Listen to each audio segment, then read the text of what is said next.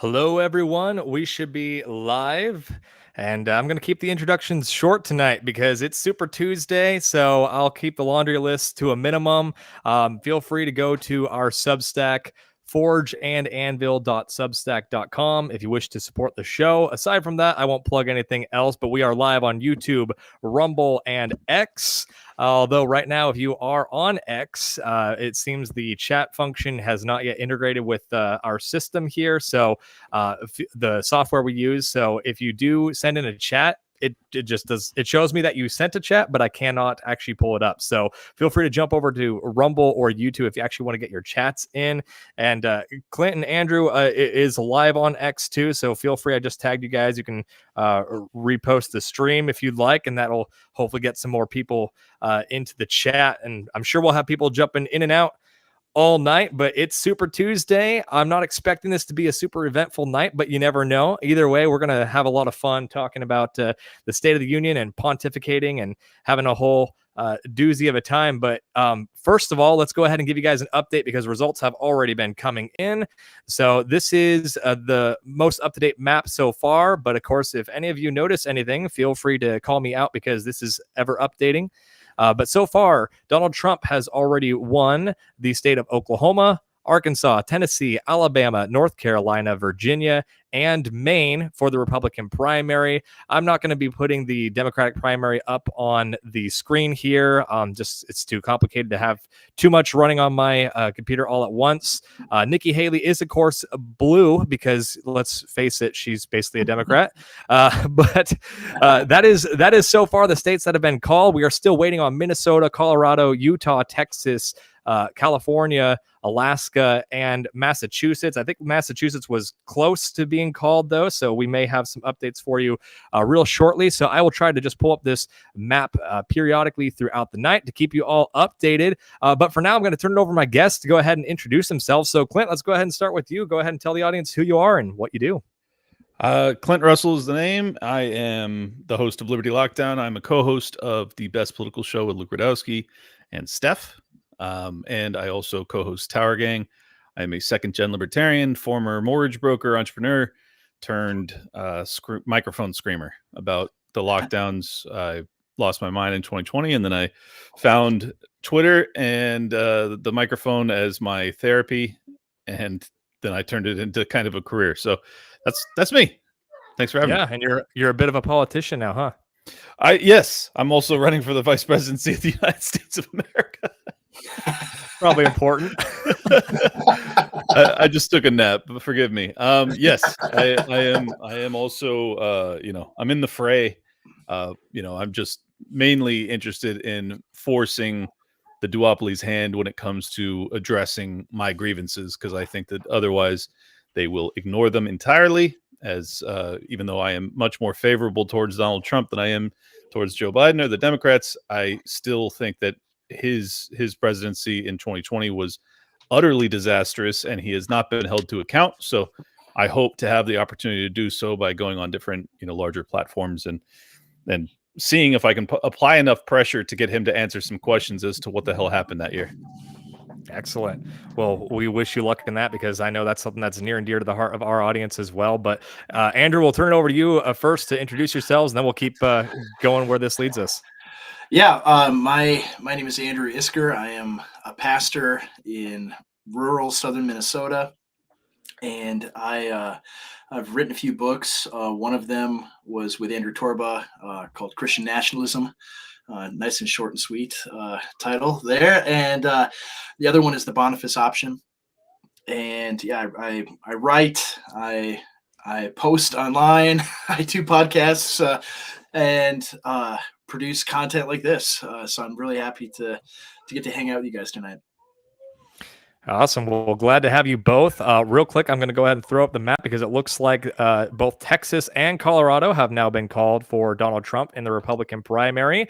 So there we go. It's probably going to be a red map. So I guess that's going to be the first place that I'll start. I mean, do you guys think, the map's already filling in pretty quickly, but do you guys think that we're going to see any shenanigans tonight? Anything that may surprise us when it comes to Nikki Haley's turnout or anything like that?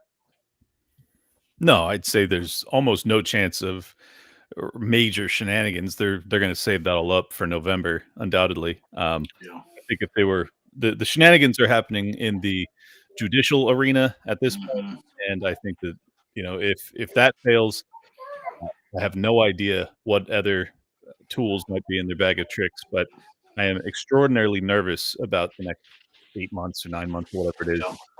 I if people have paid attention to what they've done to Donald Trump over the past couple of years, I think that they've already demonstrated there is really no limit to what they're willing to do. So I'm very nervous about if it looks as if he's going to win for real this time. I have no idea what they'll do. I really don't. What do you think, Andrew? Yeah, I mean, I think Nikki already won her single primary victory that she's going to win, which was the District of Columbia, which, there are probably more people like watching our stream right now than voted in the DC primary. But the chair of the Libertarian Party had the tweet for the ages on that. She said, "Breaking news: Satan wins popularity contest in hell." That's right. Yeah, that's exactly it. Like she's not going to. I mean, I would be really shocked if she won in any states today. That would be like the surprise of really the whole election cycle if she actually wins a state.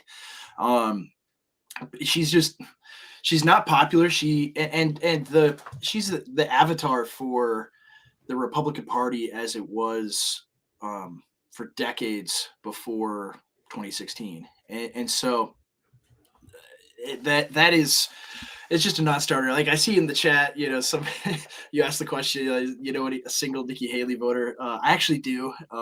They're my wife's side of the family. Yeah. But would it be nice if we had a woman president? Like, like no. Yes, that's what I look for when I am picking who leads the nation. I look to see what's between their legs. Yeah, it's like, I mean, people don't get. I mean, the scant few that do support her are the ones that are completely clueless about having a ruling regime that rules over us, that doesn't. It's not Democrat or Republican. It is this managerial state that dominates everything, and she's just the Republican side of it.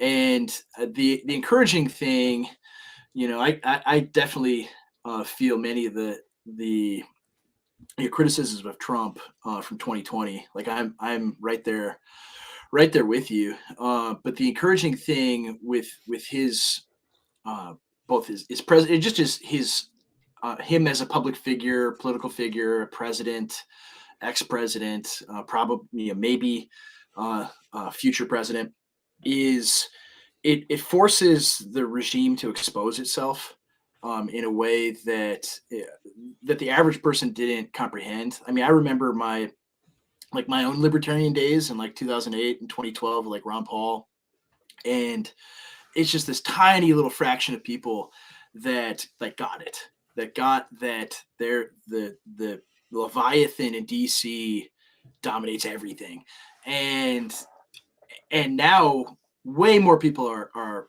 aware of this. It's not a majority of the country, maybe 20-30%, but they totally get it. I mean, just look at the numbers on the we're not on YouTube, so I can say this, right? Are we on YouTube? Oh, we are on YouTube, but we are. Okay, well, I'll be careful.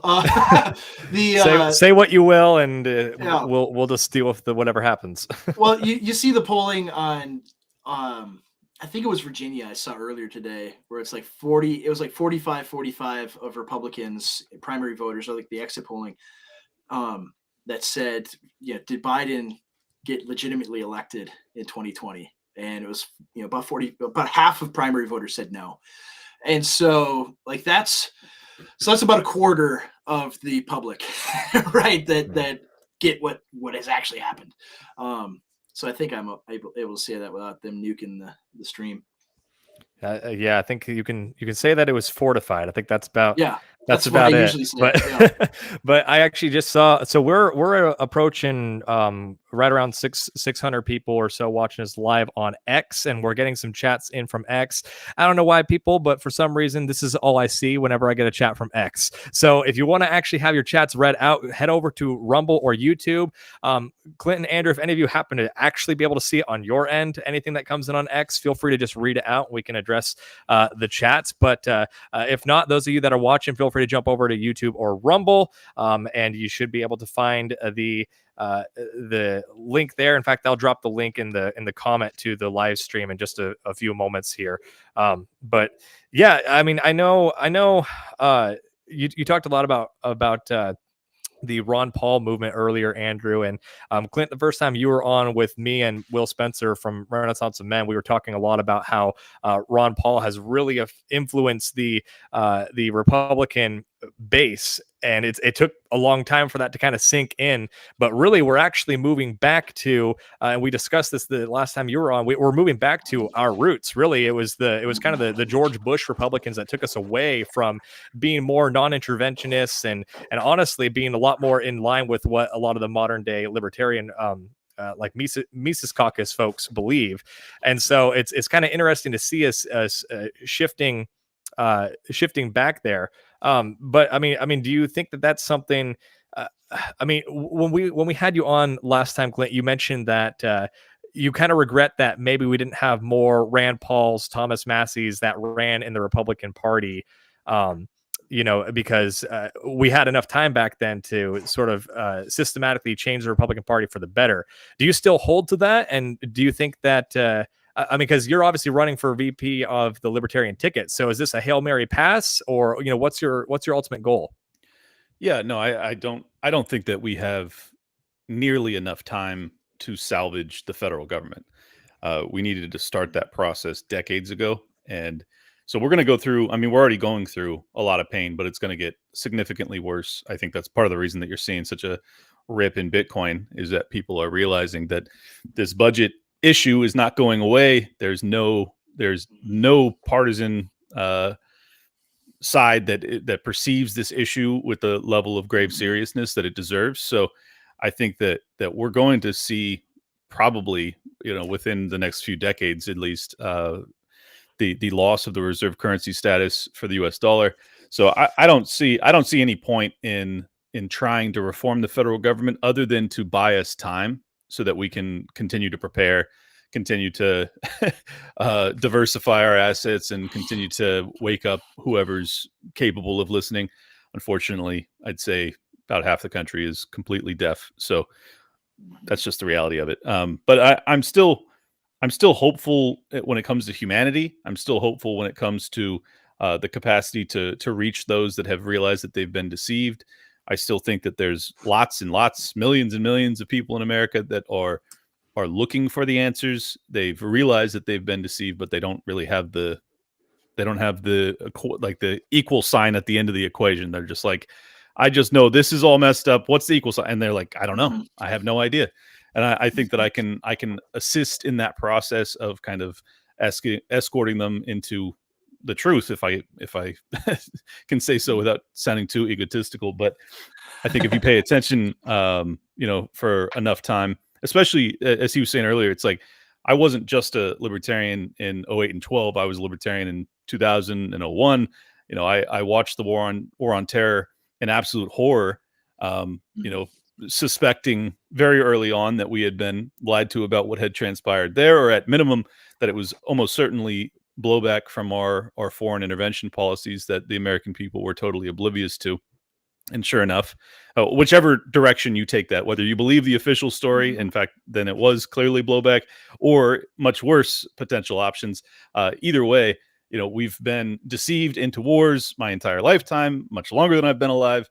And I think that it's very important that people stop listening to the propaganda when it comes to the next war. And I think that is the largest reason that I got involved, is that I really think that it's absolutely existential that we avoid a hot war with either Russia or China. And I will do everything in my power to create the political morass that makes that impossible. Yeah. Well, I mean, what's your thoughts, Andrew? Yeah, I think you're on like in the macro level, we probably, it's funny. Like Connor saw this last Friday on my podcast with my co-host CJ Engel. We did a whole episode on why we aren't libertarian anymore. And so it was funny, but we both were, and it didn't have anything to do necessarily with Trump or anything like that.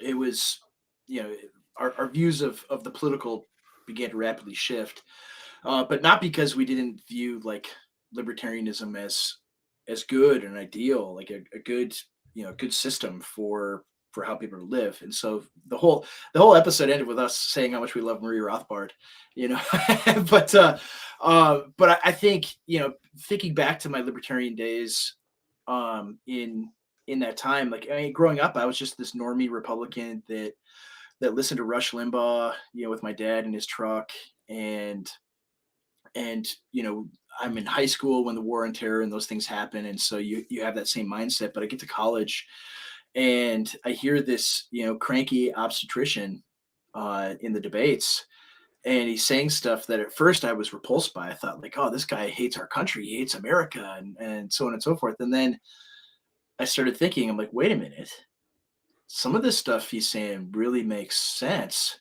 And what if we have been lied to about all these things? What if this war is totally wrong?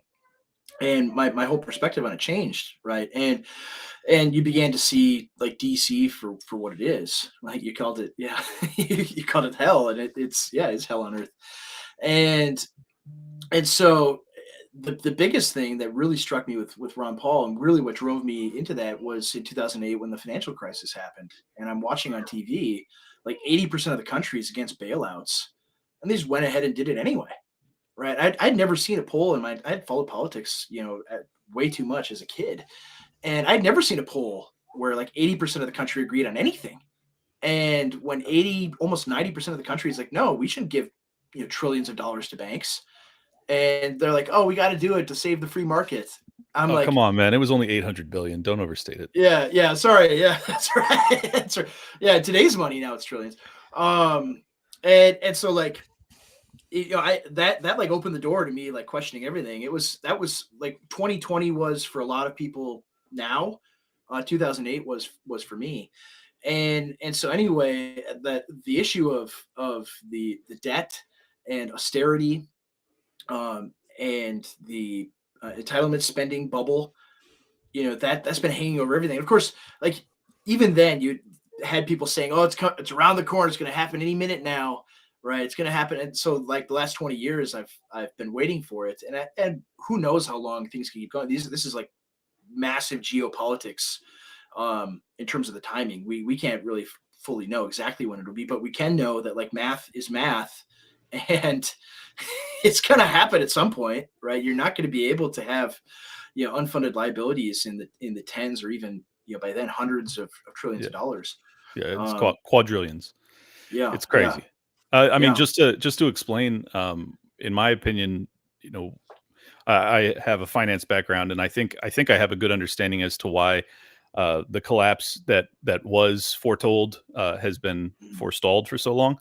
I don't think that the libertarians and the Austrian economics folks in America, for whatever reason, I don't think that they took seriously enough what it meant to be the reserve currency of the world, and that having trillions and trillions of those fiat units that were being dispersed and diffused all over the planet ultimately made it so that it was sustainable far longer than they were anticipating. And this is why Peter Schiff and other people have looked foolish, is because they've discounted that to an extreme degree.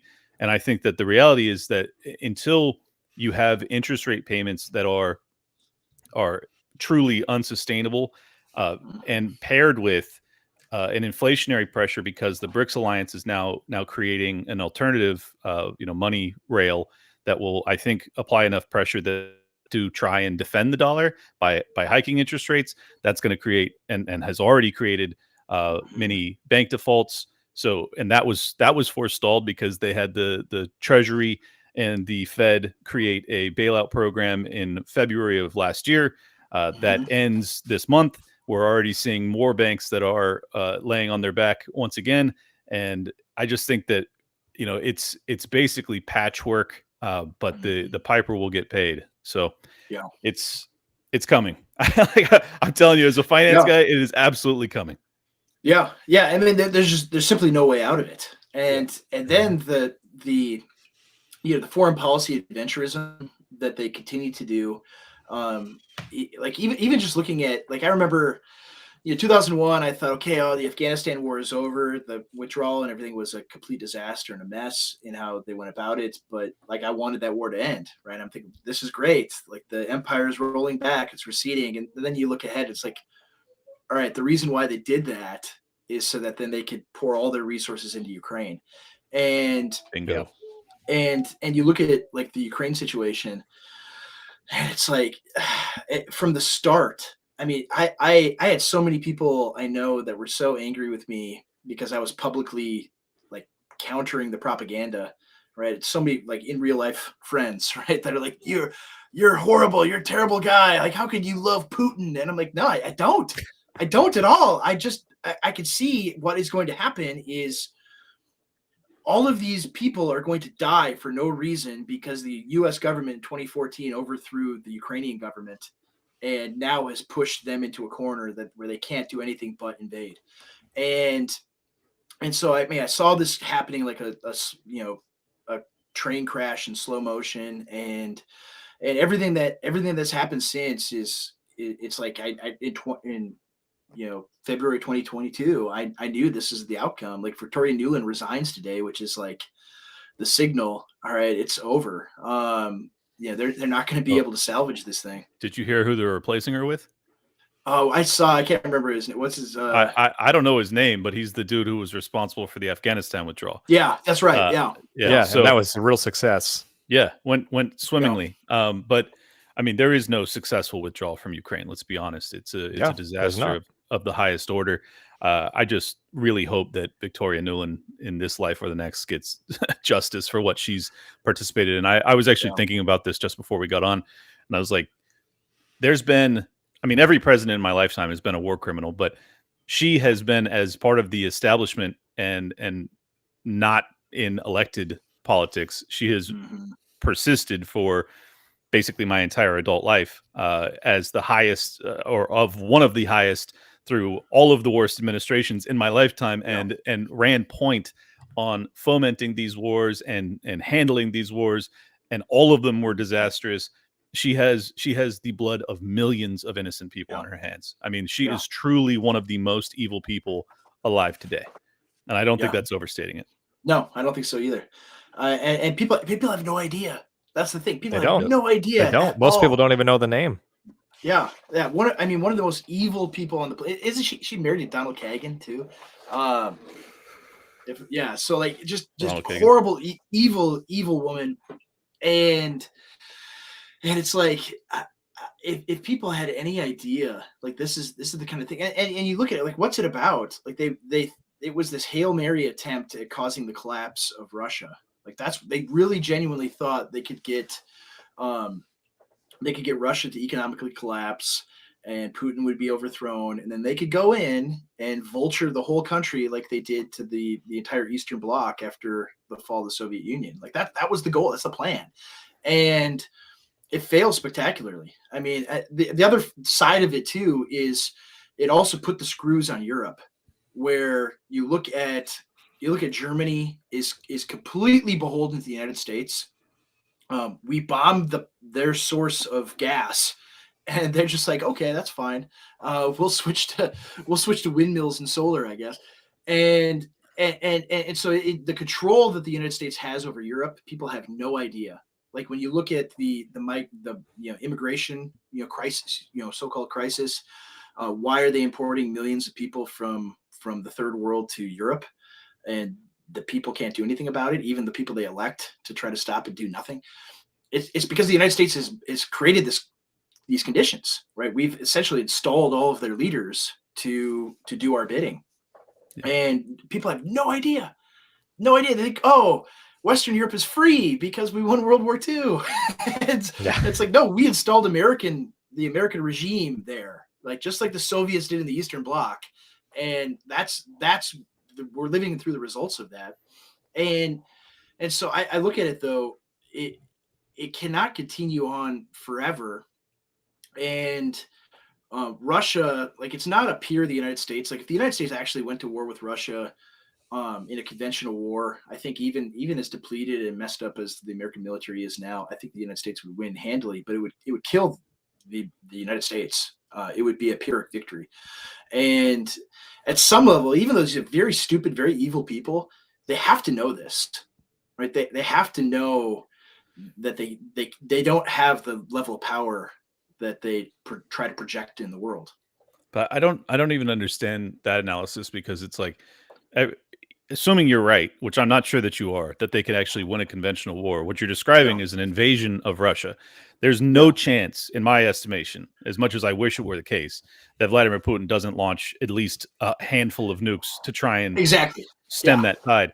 The other thing that I think people, that's why I said conventional. Yeah, but I'm saying I don't think it stays conventional. But the other issue is that I don't think people give enough credence to the fact that all these other players that have aligned themselves with Russia through the BRICS alliance, but moreover, you can tell that there's back channel discussions as to what they're going to do in the fall of the American empire.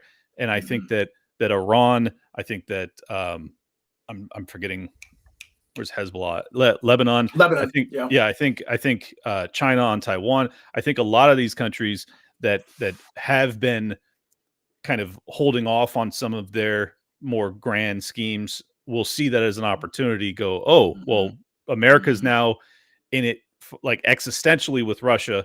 We're gonna move on our stuff too. In which case, I don't think that the American empire is smart enough to realize you have to let everything else go. You have to dedicate every ounce of your resources to trying to defeat Russia without it going nuclear, which I don't think you can do. Yeah, exactly. And then you end up in a multi-front world war, and it's just, there's so many nuclear players that are involved. It's the end of humanity. And I feel like people, and I know it sounds like fear mongering when I talk like this, but I honestly don't see how it's avoided if we go that route. And I don't know why people aren't more upset about it. Like, I don't know why, in the Cold War, it was talked about constantly. My parents, my grandparents told me about it. It was like, because I was a baby, when the USSR fell. But it was like, all they thought about was like, does this go nuclear? And they did drills, and it was just, they were constantly afraid that it could go that route. And now we're in an actual hot proxy war on Russia's border, and we don't talk about it at all. It's amazing. I know. I think it's just because, honestly, like, everyone's just so focused on all the issues at home, which is valid because there's many, and there's suspicion that that's just the elite's game plan to keep us distracted, and I think some of that's true. I also think some of it is just the reality that they opened Pandora's box with some of these issues, and now that they're just running rampant. But they can't. It's hard because it's funny to think that our parents' generation, they were so focused on, what if this goes nuclear? They actually thought about those things, but that's a lot of it's because they had a cohesive culture back then still. I mean, obviously, I think the 60s is when it really started to accelerate and a lot of stuff started to go bad, but it took a while for the fruit of that to really come about. And obviously we can go further back to Federal Reserve and further still, but we can keep pulling back into history. But either way, for the most part, back when we were worrying about the Cold War, we had a cohesive culture. And I think that we were able to look outside of our culture because our culture seemed relatively fine. And we could look and see what our international policy was doing and actually pay attention to it. And now it's like, you have to care about Israel and Palestine. You have to care about Ukraine and Russia. You have to care about China and Taiwan. Well, by the way, we're taking your children from you. We're going to chemically castrate them or physically castrate them. And by the way, we're going to call parents domestic terrorists. And by the way, inflation's going up. And by the way, the list goes on and on and on and on and on. And I think most people are just exhausted, which is why, unfortunately, people are just, a lot of them are checking out. And then there's guys like us who are just like, we're just constantly grasping at straws. Like, let's just try to do what we can to wake people up where we can and hope that we can. Well, exactly. Let me around 1 degree at a time. Let me make one final point on the Russia thing. Yeah. What is the win scenario here? You're talking about one of the largest, the largest nuclear power on the face of the earth. You're going to topple Putin, and you're just going to hope that you can finally have one successful regime change operation in my lifetime, and you're going to have, or are you going to have a completely broken up rogue state with 6,000 super advanced nuclear weapons? Like, what are we talking about? There is no win condition here. It is absolutely insane. Win or lose, it's insane. I'll stop ranting about that. Well, yeah, I mean, even on top of that, like if Vladimir Putin was couped, like this is part of it, is like the internal politics of Russia. If he was overthrown, you would get someone much further to his right that would replace him. Right? Yeah. Like he is the moderate there. Right, he has been the people there have wanted to do the Ukraine thing since 2014, and he's been hold on, guys, let's not do that, and that's he's had to navigate people much further to his right that are much more zealous for war, and so if you knock him out, like that's who the replacement will be. And so the win scenario. I mean, they're really stupid people, right? They're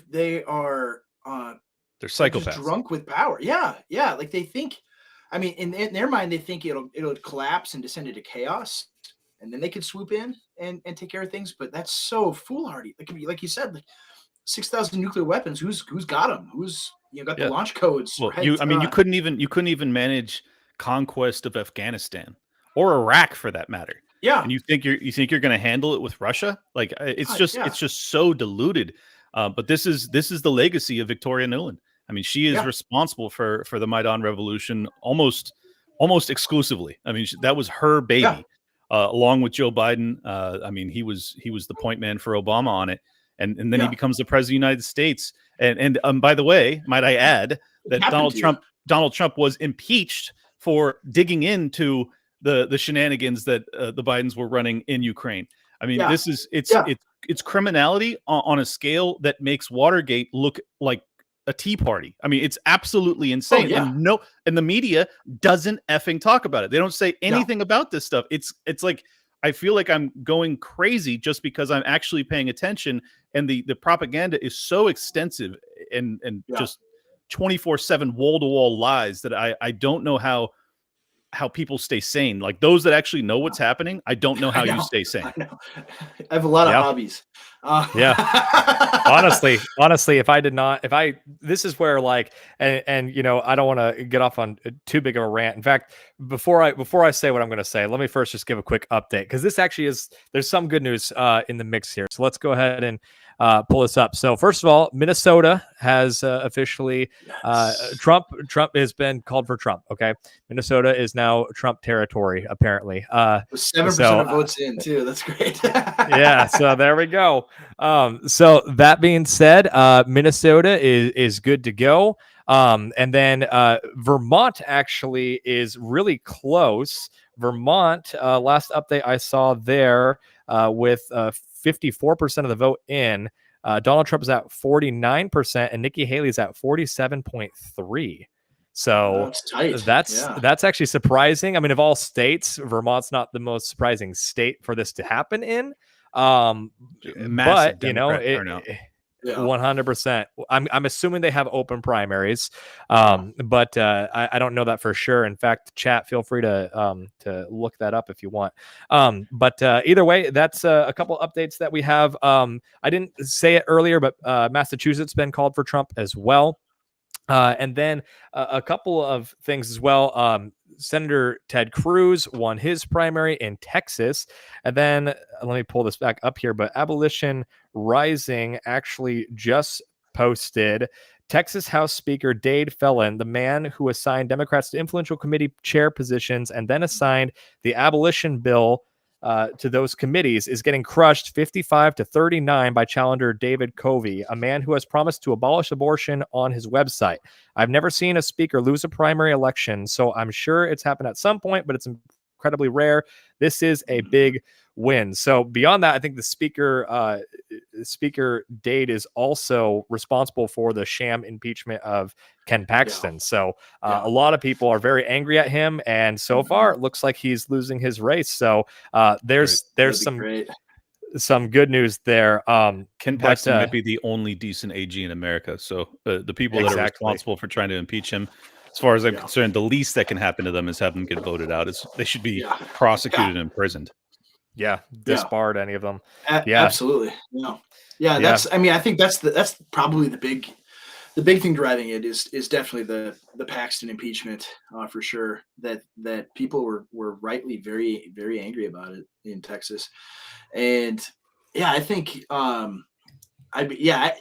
Vermont has to be an open primary. I haven't looked it up, so I don't know for sure. But I'll look it up now. All the Bernie I'm bros sure it is. are voting for it's got to be. I don't see any way that's possible. But Andrew, question for you: since you said that you're also disturbed by the final year of Trump's presidency, to me, what really gives me concern is that he refuses to address it in a way that seems to acknowledge any of those failures. But more importantly, and this is actually key to me because I don't expect Trump to ever acknowledge his failures, rather that he ought to just be pointing the finger at all the people responsible for the lockdowns and the scamdemic and the printing spree and saying, I'm going to get to the bottom of this. I'm going to prosecute everybody responsible. I'm going to make sure that everybody that's culpable will be held to account. None of that. No. I don't see any future for this country on the federal level if that doesn't happen.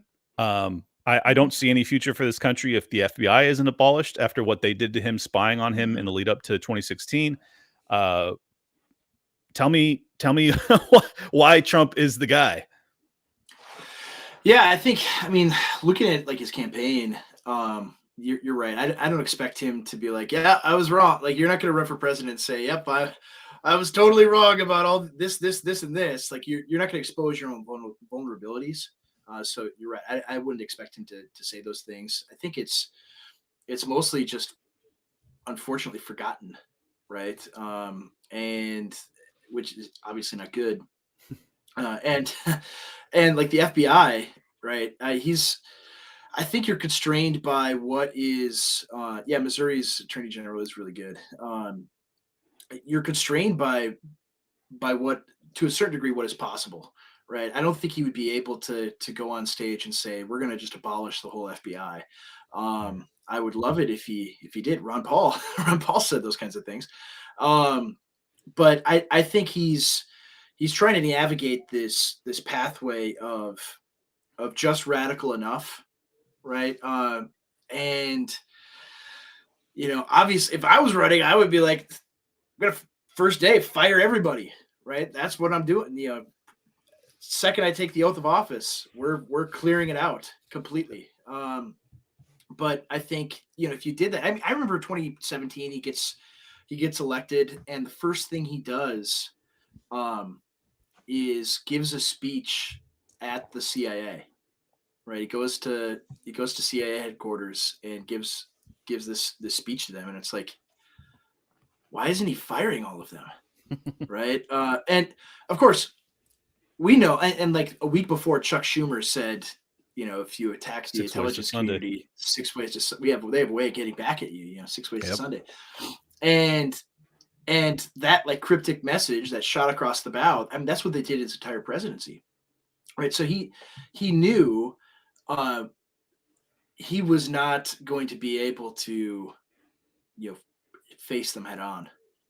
He had to know that. He had, a guy like Roger Stone, at least at that point, in his corner, who was there with like Nixon, right, when all of that went down with Nixon, and so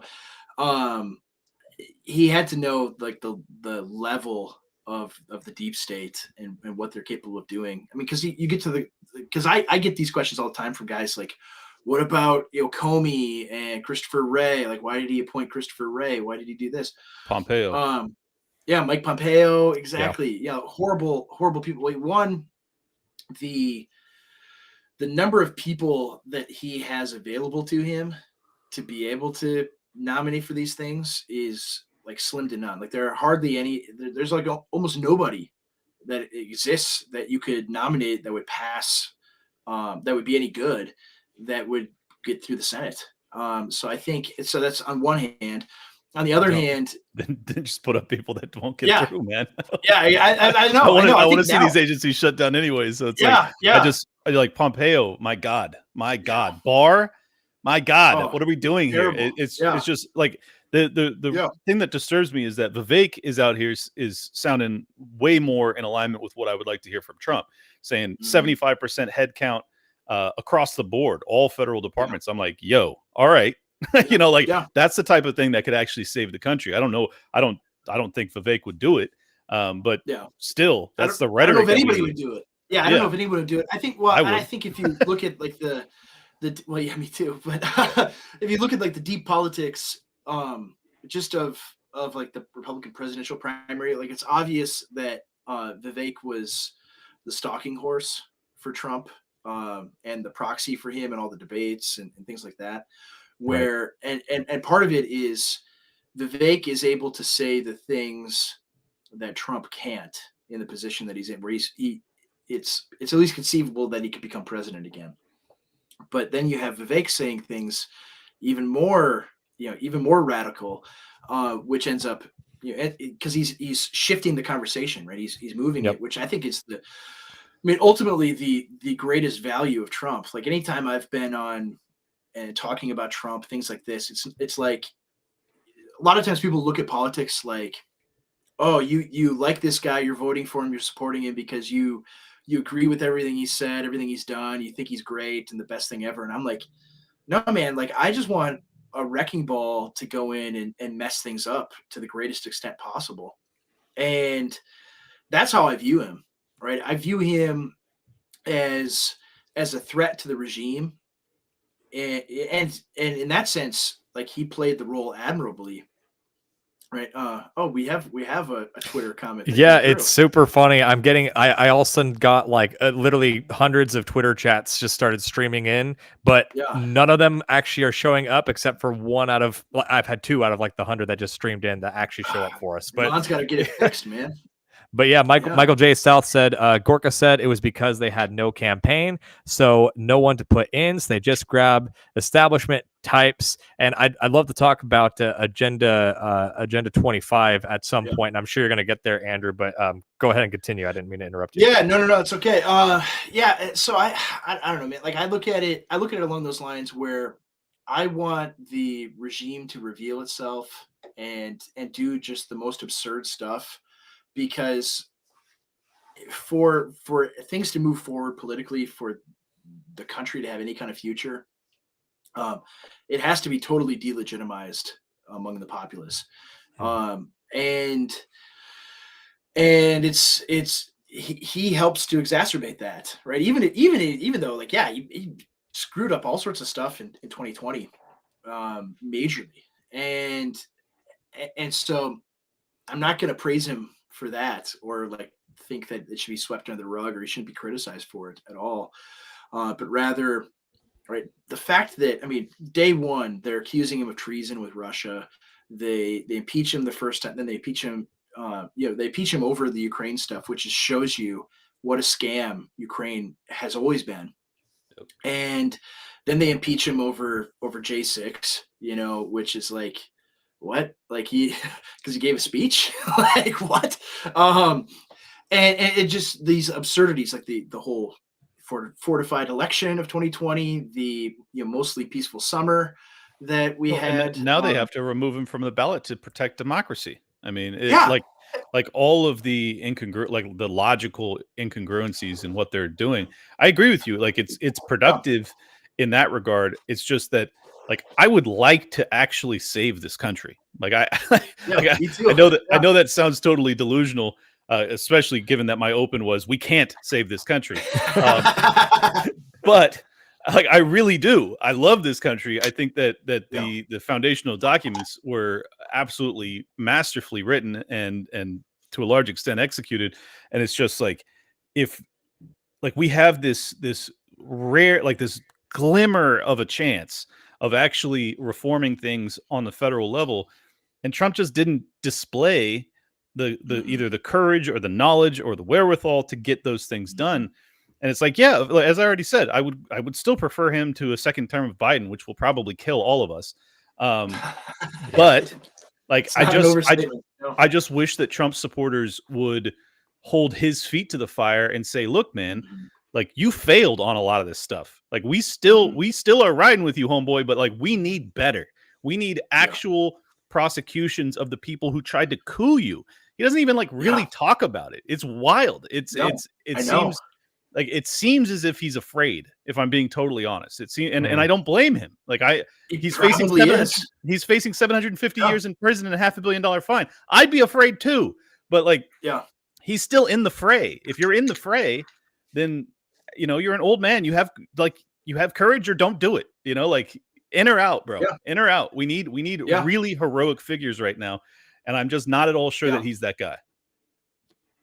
Devin Joff says he ran in 2016 on 2 promises: build the wall and lock her up. Oops. Yeah, he did. And 0 for 2. Right? 0 for 2 on those.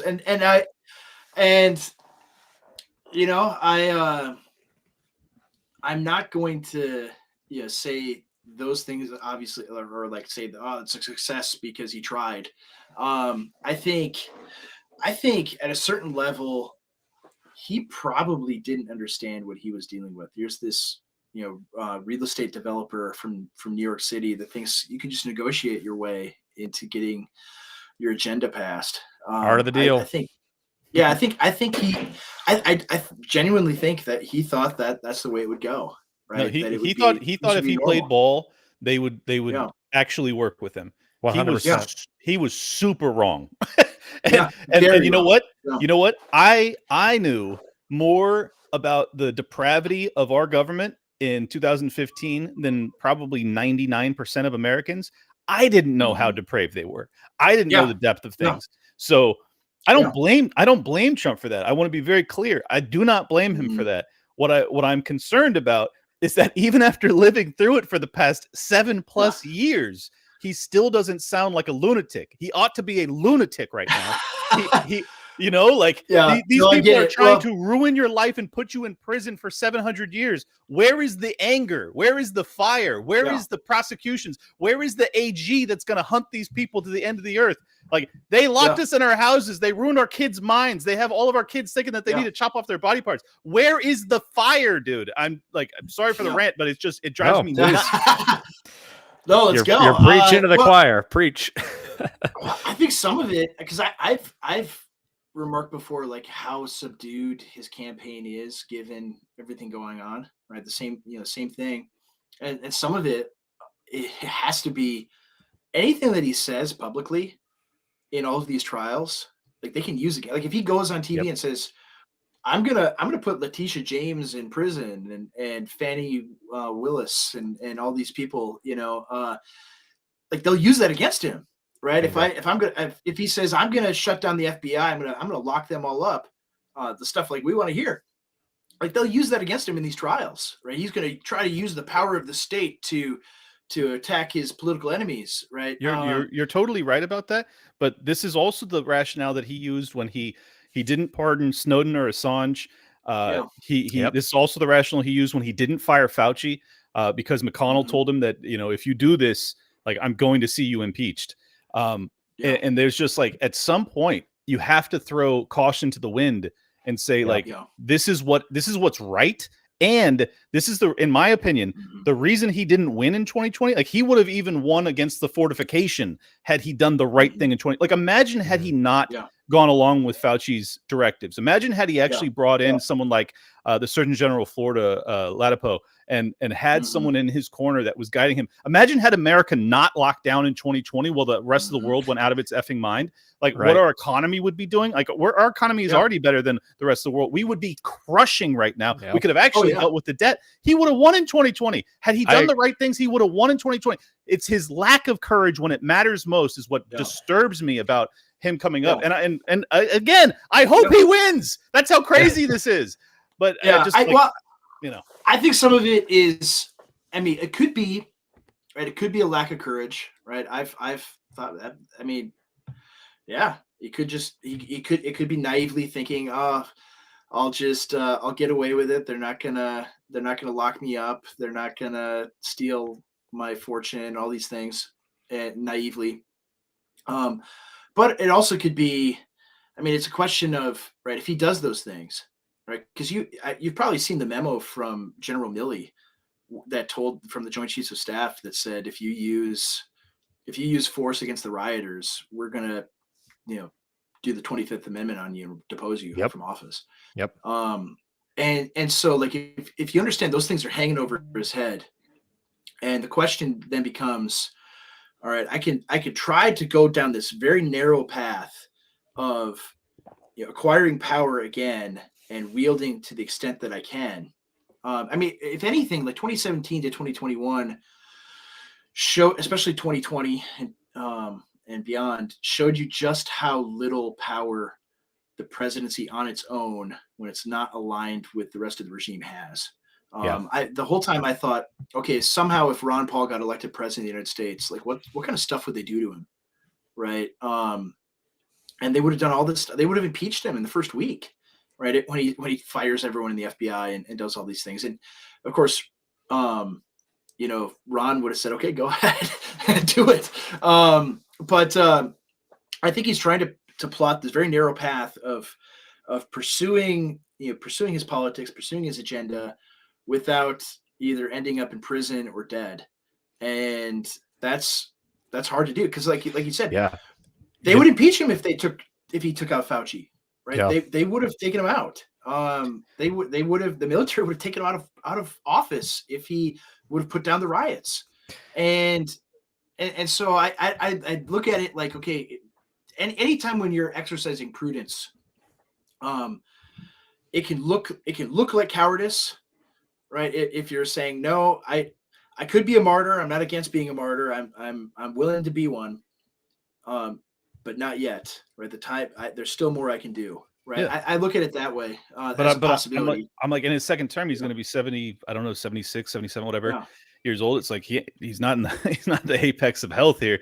He's got maybe 15 years left. It's like, go for it, dude. You've got an unbelievable support amongst like the people that do support you. They support you for real, 100%. Like just leverage that. Tell the truth about everything every step of the way. Say, I'm going to deal with everything that has undermined the foundational framework that made this nation great, that made this nation free. I'm going to attack it with everything I have, and they're going to do everything in their power to undermine me. And I want you guys to understand this up front, that what I'm going to do is going to endanger my own life, but I'm doing this because I'm here to save this fucking country.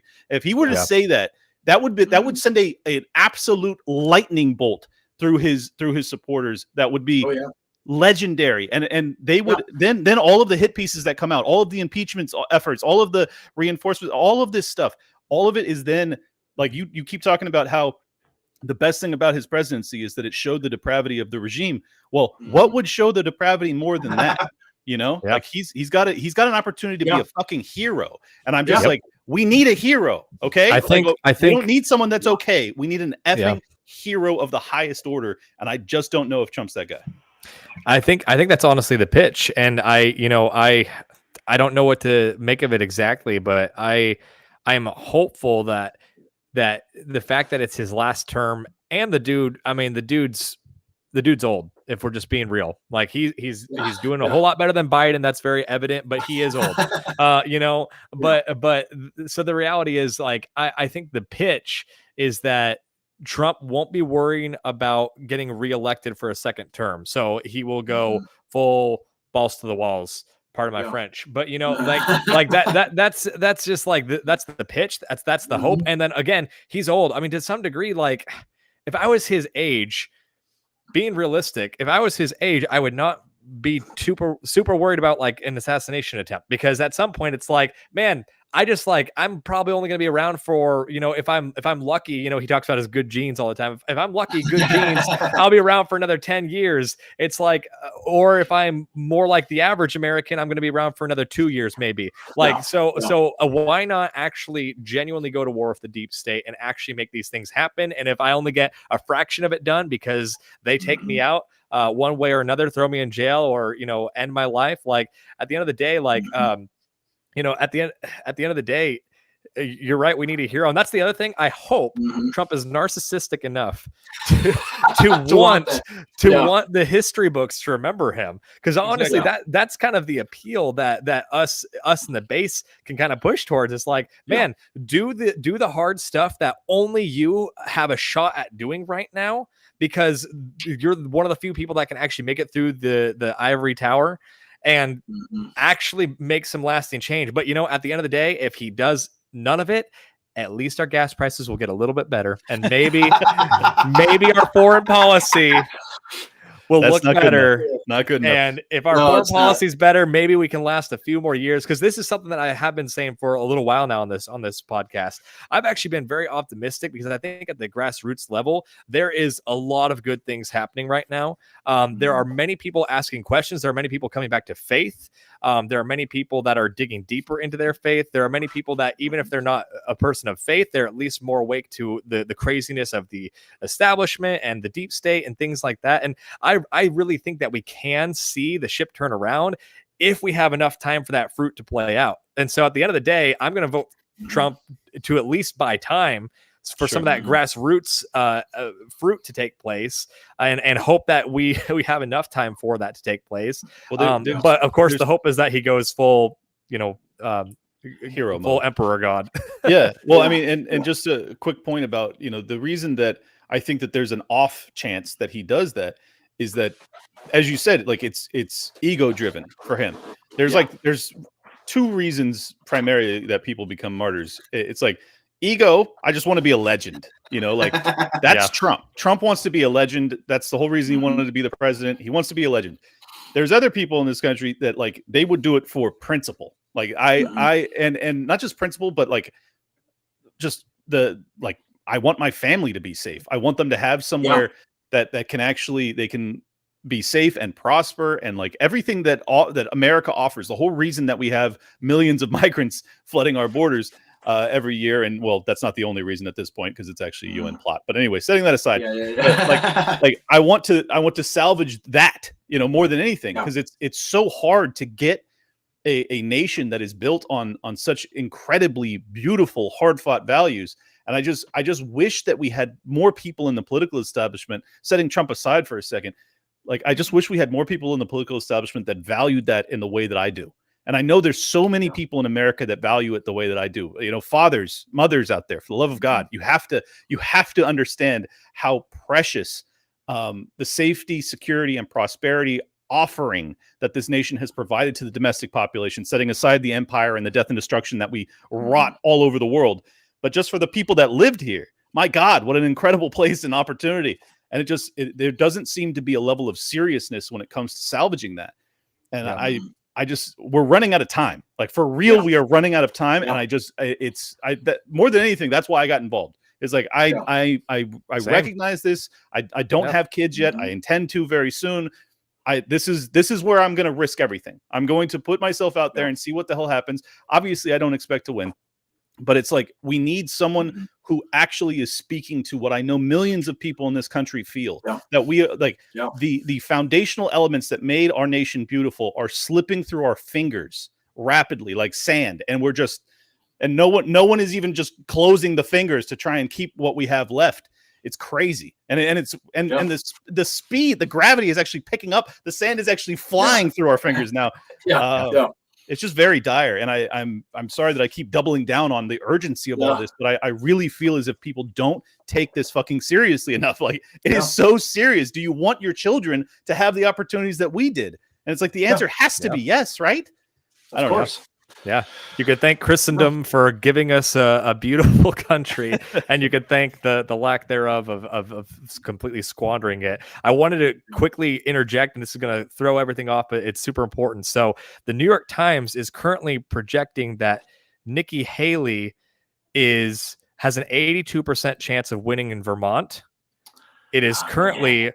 Actually, she just pulled ahead. This just updated. 48.6% for Nikki Haley to Donald Trump's 47. And get this, Ron DeSantis, 750 idiots voted for Ron DeSantis.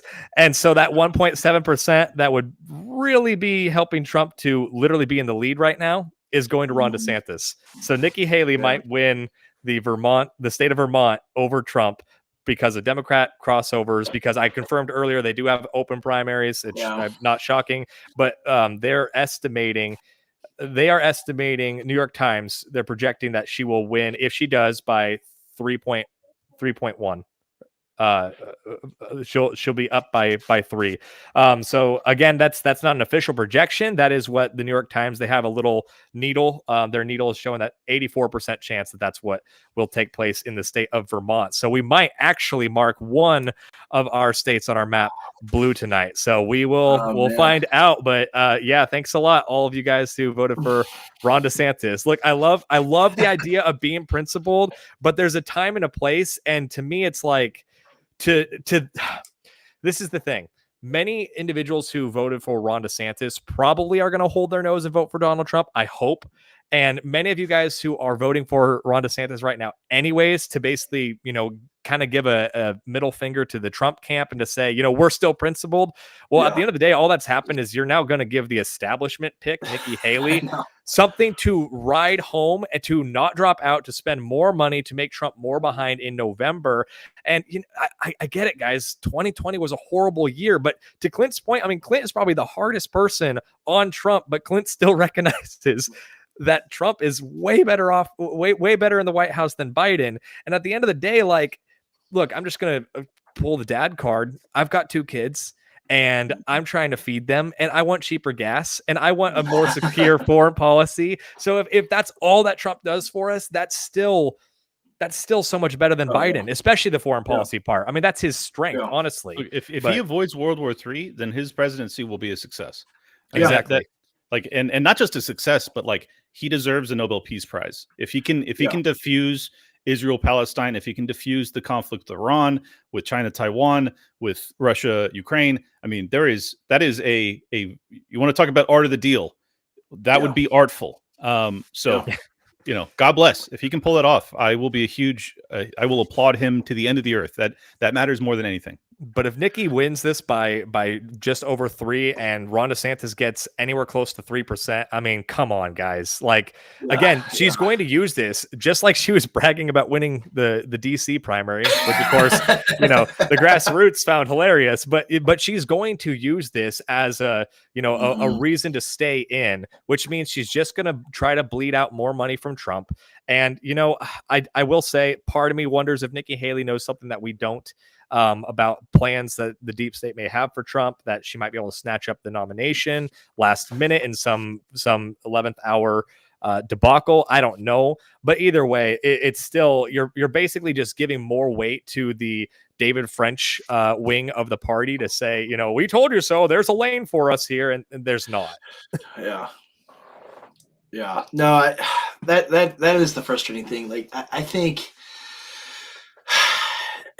even if she got swept tonight, she'd still stay. I think she's going to stay in until the primary's over. I agree, but now she has more weight behind it.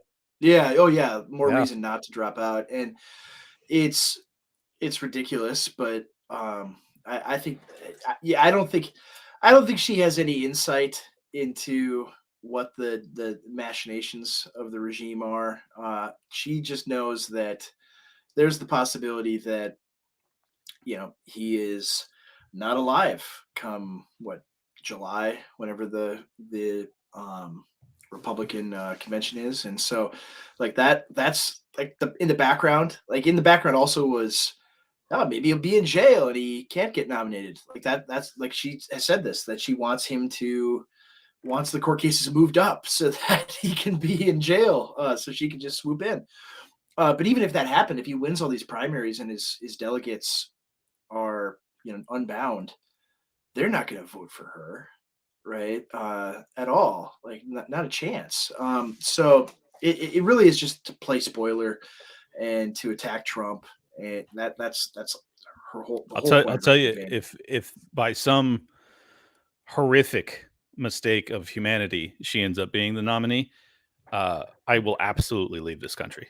If it's Joe Biden versus Nikki Haley, we are so screwed. Yeah, It's unbelievable. So no, and please, Trump, stay alive, buddy. Please. and if you held a gun to my head and said you have to vote for either Biden or Haley, I think it gets to the question, on the screen here, what's the consensus idea of accelerationism? I would vote for Biden over Nikki Haley. Like, I would just be like, you know what? I would want her to lose miserably.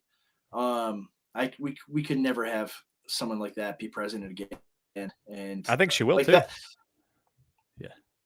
she would win. Yeah, I think she would too. I think she'd lose to Biden. I would in that scenario. Yeah. I would do everything in my power to see Biden win. I'm not even exaggerating. Yeah. Like that, Nikki Haley is so dangerous, and more importantly, because the Republicans are perceived as being the small government folks, even though they're not. I would still rather see the end of the empire come under Democrat rule, so that hopefully we can build from the ashes into a more liberty-oriented thing. Because if it happens under the GOP, we're in a lot of trouble. Yeah, exactly. And I think, I'm not going to lay awake at night worrying about Nikki Haley somehow getting the nomination. I don't think it's going to happen, but I don't think so either. Yeah, people have to understand just how evil she is. I mean, she, like we talked about Victoria Nuland earlier, like she's right up there. And it is, it's just like, she's so awful.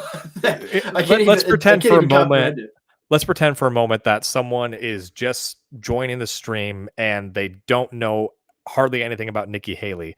Why is she so bad? Because sometimes it's easy for us to assume that everyone knows what we know, but they don't always. So why is Nikki Haley so bad? Well, I mean, first and foremost, it's because there hasn't been a war in her lifetime that she didn't support. So from my vantage point as a non-interventionist, that makes her just deeply reprehensible.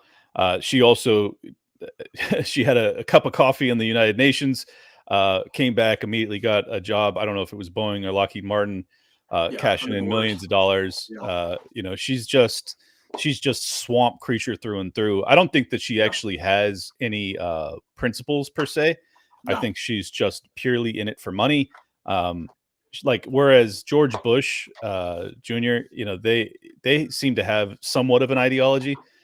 She is just a craven, power, money hungry monster, and a super dangerous one too, because she still gives enough lip service to small government and things like that to have a few boomers think that she's not, the spawn of Satan.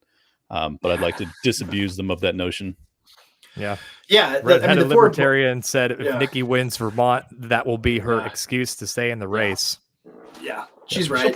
She'll probably stay in anyways. I mean, even if she loses it, like as he said earlier, like she's just in this. I don't even think she's in it necessarily to be the plan B if Trump is removed somehow, but rather she's just going to get another payday at the end of this because she's been a dutiful soldier for the regime, wasting resources for Trump, and that's all you have to do. If you are a soldier for the regime, you will be taken care of. You will never see jail time. You will get millions of dollars. That's how it works. It's sick, but it's the truth.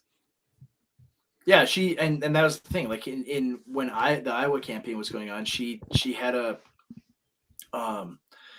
thing where, well, we want to leave the decision on transing kids up to the doctor and their parent. We don't want to be involved. And basically the Asa Hutchinson thing that he did on Tucker. She took the same line. But she also said that she wanted no anonymous accounts on the internet, and then lied and said she didn't say that. Oh no, I never said that. Yeah. I mean, she's super like she's a total technocrat. Like she'll do full surveillance state. I mean, like literally whatever the deep state wants, she will give that to them without a question. Like she won't even ask for anything. She's just pure evil. Sincerely. Yeah, and like you said on the principles, like when she was in South Carolina, she would give lip service to the thing, because South Carolina, very conservative state, she would give lip service to all these things, but her principles, she has none, because she will adopt whatever position will advance her career, whatever will get her in the good graces of the regime more, and that's been consistent throughout her entire tenure as a public figure. And I mean, you don't want to forget that, like, the whole memorial, taking down memorials and statues, and the whole craze of cultural revolution that took off in 2020. Well, she started that in South Carolina, right? And so she took down took down the Confederate flag in South Carolina. You might think, well, wow, that's terrible, but it's like she buckled to that. And ever since then, the floodgates have been open. And so she is, especially like if I had to make the case in like a few minutes why she's so evil. Every single thing that the Biden administration has done regarding foreign policy, which has been monstrously evil. I mean, there are a million people dead in Ukraine for no reason whatsoever, and her position is they haven't done enough.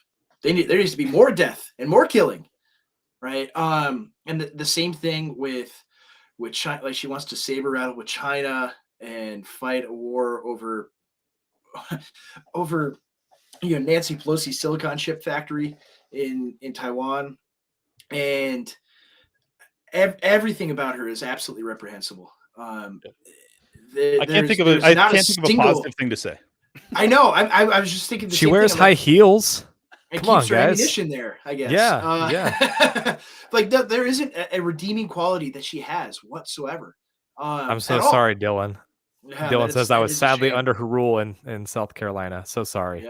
Yeah, it really is a shame, and like, yeah, there's not one thing where I'm like, okay, she's good on this. Yeah, Andrew. So what is it about libertarianism that you've gotten away from? I don't want to derail us. I don't want to get into a long debate, but this is no, good. let's do it. Why not? Yeah, this is let's go there. Interest. I look at it. I mean, I've shifted more to the paleoconservative, framing view of things, that libertarianism as like a conceptual framework of liberty is good. Like I don't have any qualms with it. It's more so like one level deeper is how societies function, how they're shaped, how they come about, the question of how do you get a place like America where there are these extremely strong principles of liberty and it's able to be borne out over centuries. Like those things don't happen spontaneously, right? You have this long struggle, political struggle with wielding power to create these things, and so it was more so kind of the very narrow view of libertarianism in terms of things being actually applied to politics that I had the hardest time with, where it's like, no, we can't do that because that violates the non-aggression principle, right? It's like, man, they want to put you all in camps and gulags and trans your kids and leave you in a mass grave, and you're gonna be like, we can't use power because the DAP, and it's like, no, man. So Josie tells it like it is. Yeah, that's right. Yeah, the redheaded libertarian. For those only listening, she said a faction of libertarians are profoundly retarded and turn people off. You can say it. Yeah, exactly. That was mostly it. So now they turned Josie and I off too, and Dave and Tom Woods and all of us. Yeah, no, I love all the good ones. It's like, I love Tom. He's great, and like I can tell like he gets the same stuff, right? And so it's not even so much. It's like, oh, you've disavowed everything in libertarianism. It's more so in terms of the political. Yeah. I don't have the principle where power can't be wielded. Sure. Right. Yeah. I don't actually disagree with that. And I think that, that's always the question, is like whether or not we should just be folded into the GOP and just go full paleocon strategy. And, as I said earlier, if it was decades ago, I'd probably be doing that myself. I'd probably be running for Congress or something that, something that I could potentially have a shot at getting. I just think that at this point, like, I'm not even an accelerationist. I'm actually a deceleration. Like, I would like for this to slow down. Yeah, absolutely. But I think that it's going to speed up whether I like it or not. So like, all I can do is try and reach millions of people and scream into their faces that like none of this has to be happening, and we can actually change this if we kind of collectively wake up. But your point about wielding power and I think that it's the truth of the foundation of America is that it's it's a very select elite class that held these values.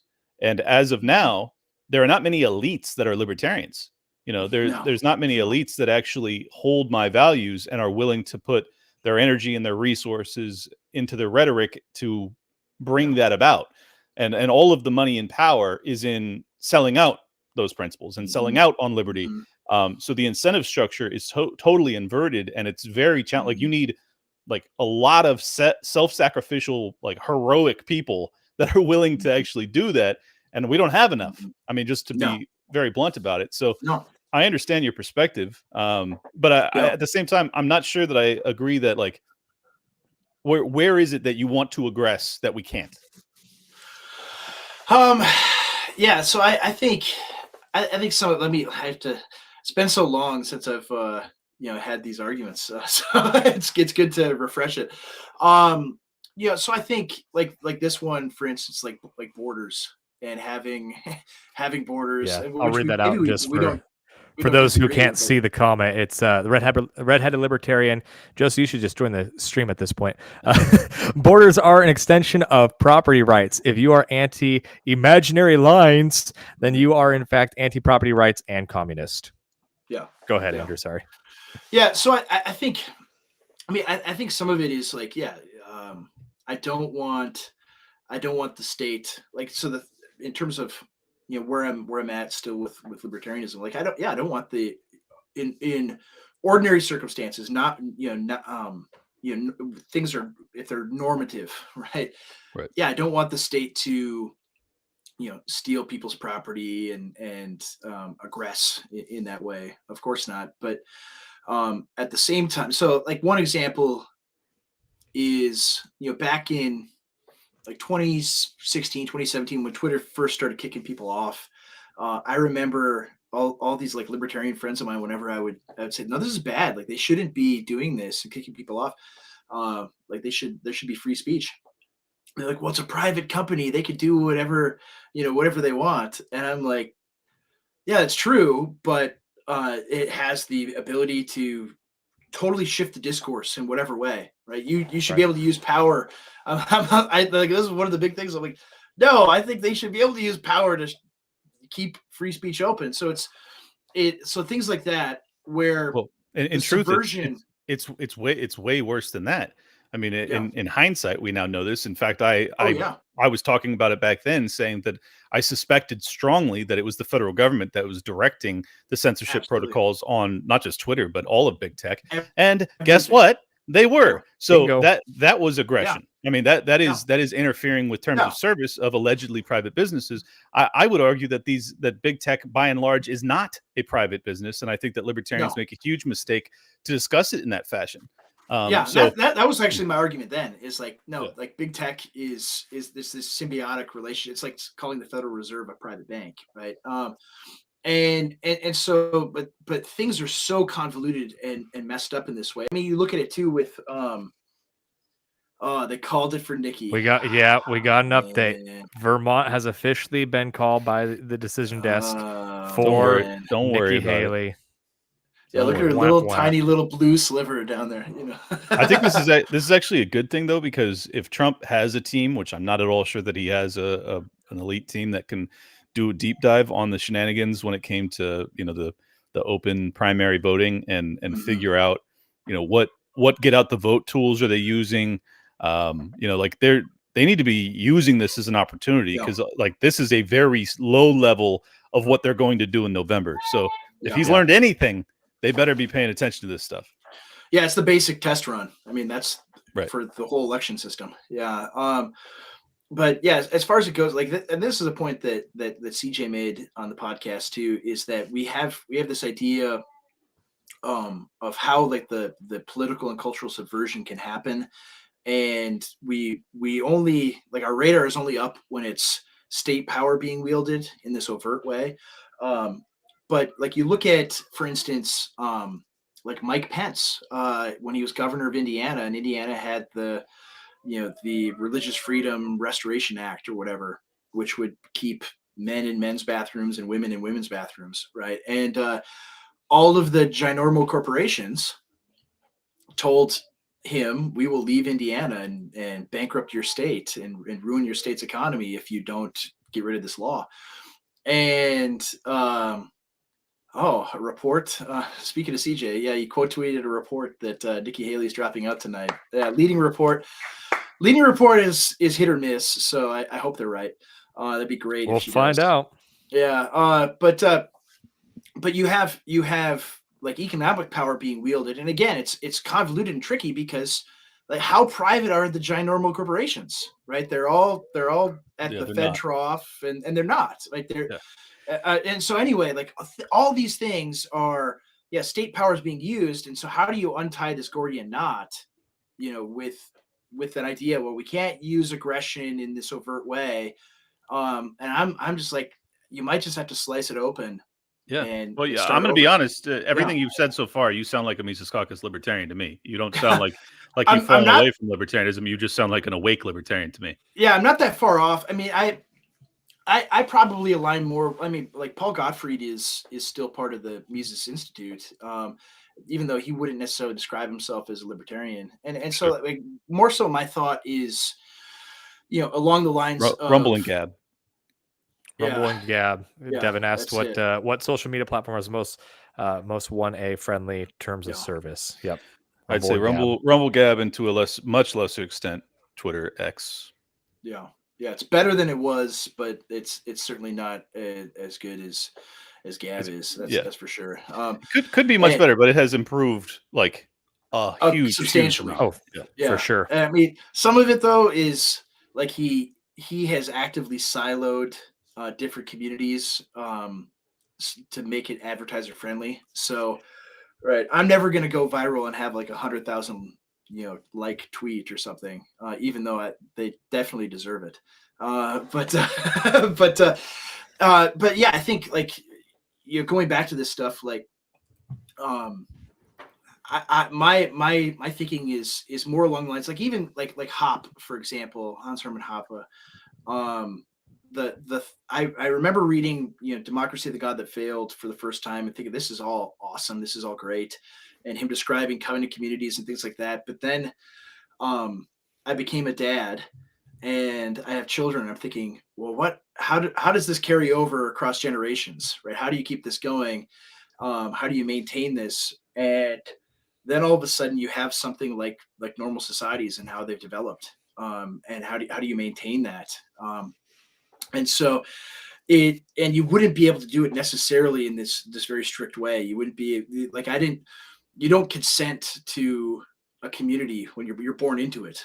Right. So thinking along those lines is kind of what has driven my departure, where it's not this like strict voluntarist formulation for society, like building it, sui generis from the ground up. Yep. So anyway, it's all real obscure libertarian stuff. I'm sure your audience just loves. Let me get practical for a moment, Andrew, and you tell me if I'm wrong, because I'm probably somewhere closer in your camp. I wouldn't call myself libertarian, but to your point, Clint, I'm very, very much in line with most of what like a Mises Caucus libertarian believes. There's just a few things where I think we diverge, and that's mostly like moral issues, like for example pornography. Like I'd be totally fine with pornography being completely banned outright. I know that a libertarian argument would be more like as long as you're not hurting anyone, as long as you're of an age where you can consent, that type of thing. And that's probably going to be some of the areas that Andrew would probably agree with me as well. Andrew obviously has been in the Christian nationalist conversation. He helped write a book on it with Torba, and myself. I've constantly been in this camp where I'm kind of connecting the dots of the dissident right with the more conservative right, with the more with the more libertarian right. I'm kind of that bridge. I'm somewhere in the middle there where I wouldn't call myself a Christian nationalist, but again, anyone who believes that their rights were given by God and not government is now a Christian nationalist, which is also a prediction that I've been hammering for months now on this show. So I guess we're all Christian nationalists, really. All that to say, though, I think it's just those moral things that we diverge on. So yeah, like banning pornography.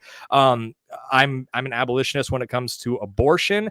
I think again, many libertarians would probably agree with me, but then it becomes a matter of, well, when do we actually believe that conception, like when does life take place? Is it conception? Some libertarians agree with that, some don't. Some just don't want to make that decision because they don't want the government to have that power over their bodies. But I think the reality is the government, we take it from a biblical standpoint where the government does have a role in wielding the sword for justice, and ultimately we want that sword to be very small and to be very specific, and very calculated.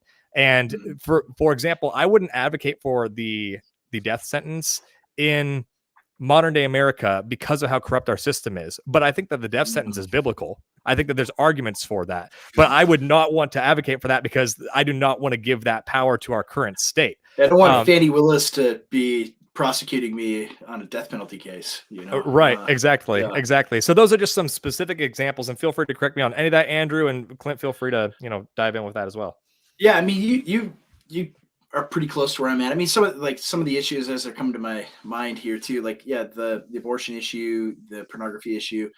Also, I really don't like smelling weed everywhere I go. Yeah.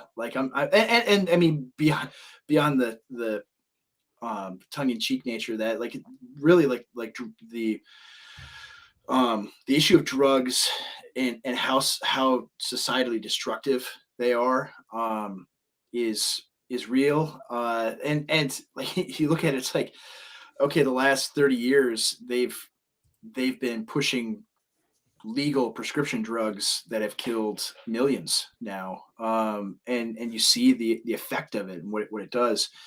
And so I mean, I definitely shifted from libertarian views on the war on drugs, not because it's like I want, like Ron Paul would make this point that 100 years ago you could buy, you could buy opiates and like cocaine and things at the drugstore, right?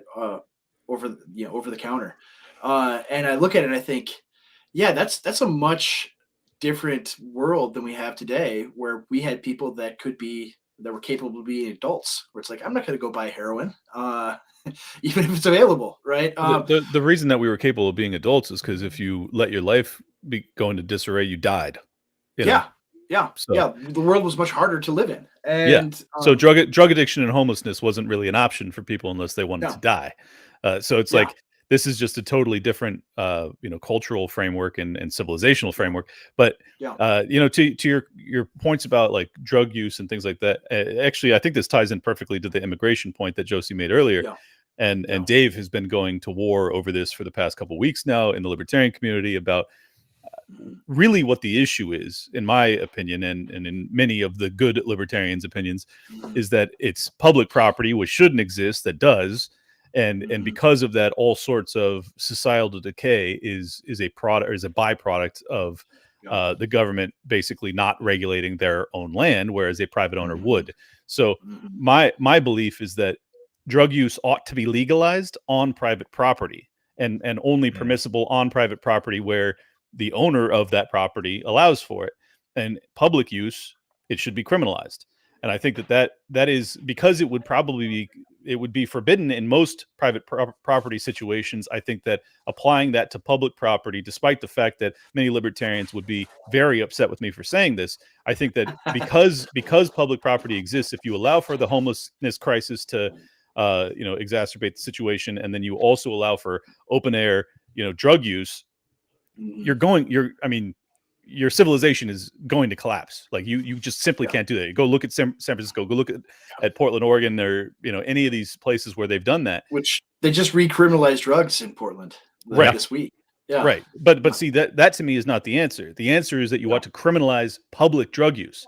If you're a responsible adult, I'm still not advocating, just as Ron Paul didn't do illicit drugs, neither do I.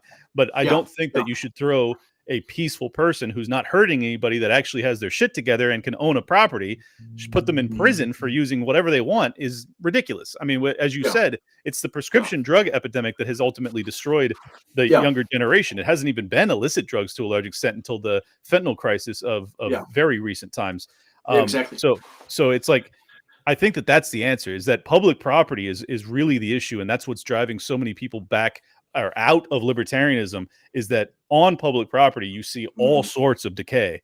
And if that was dealt with, I think that then we could still have an adult discussion as to whether or not I own my own body, and if I'm not hurting anybody, can I continue to do whatever I want with it? Yeah, I think that's always the difficult thing is it's again like the analogy of the Gordian knot and unfurling it. Can we have a civilization where you can ask these questions and get to that place? Yes, but it will take several generations of power being wielded to produce that again. And you might like, so even like the homelessness crisis, I mean, so much of it is before the 1980s, it wasn't really an issue anywhere because we still had asylums for the mentally ill.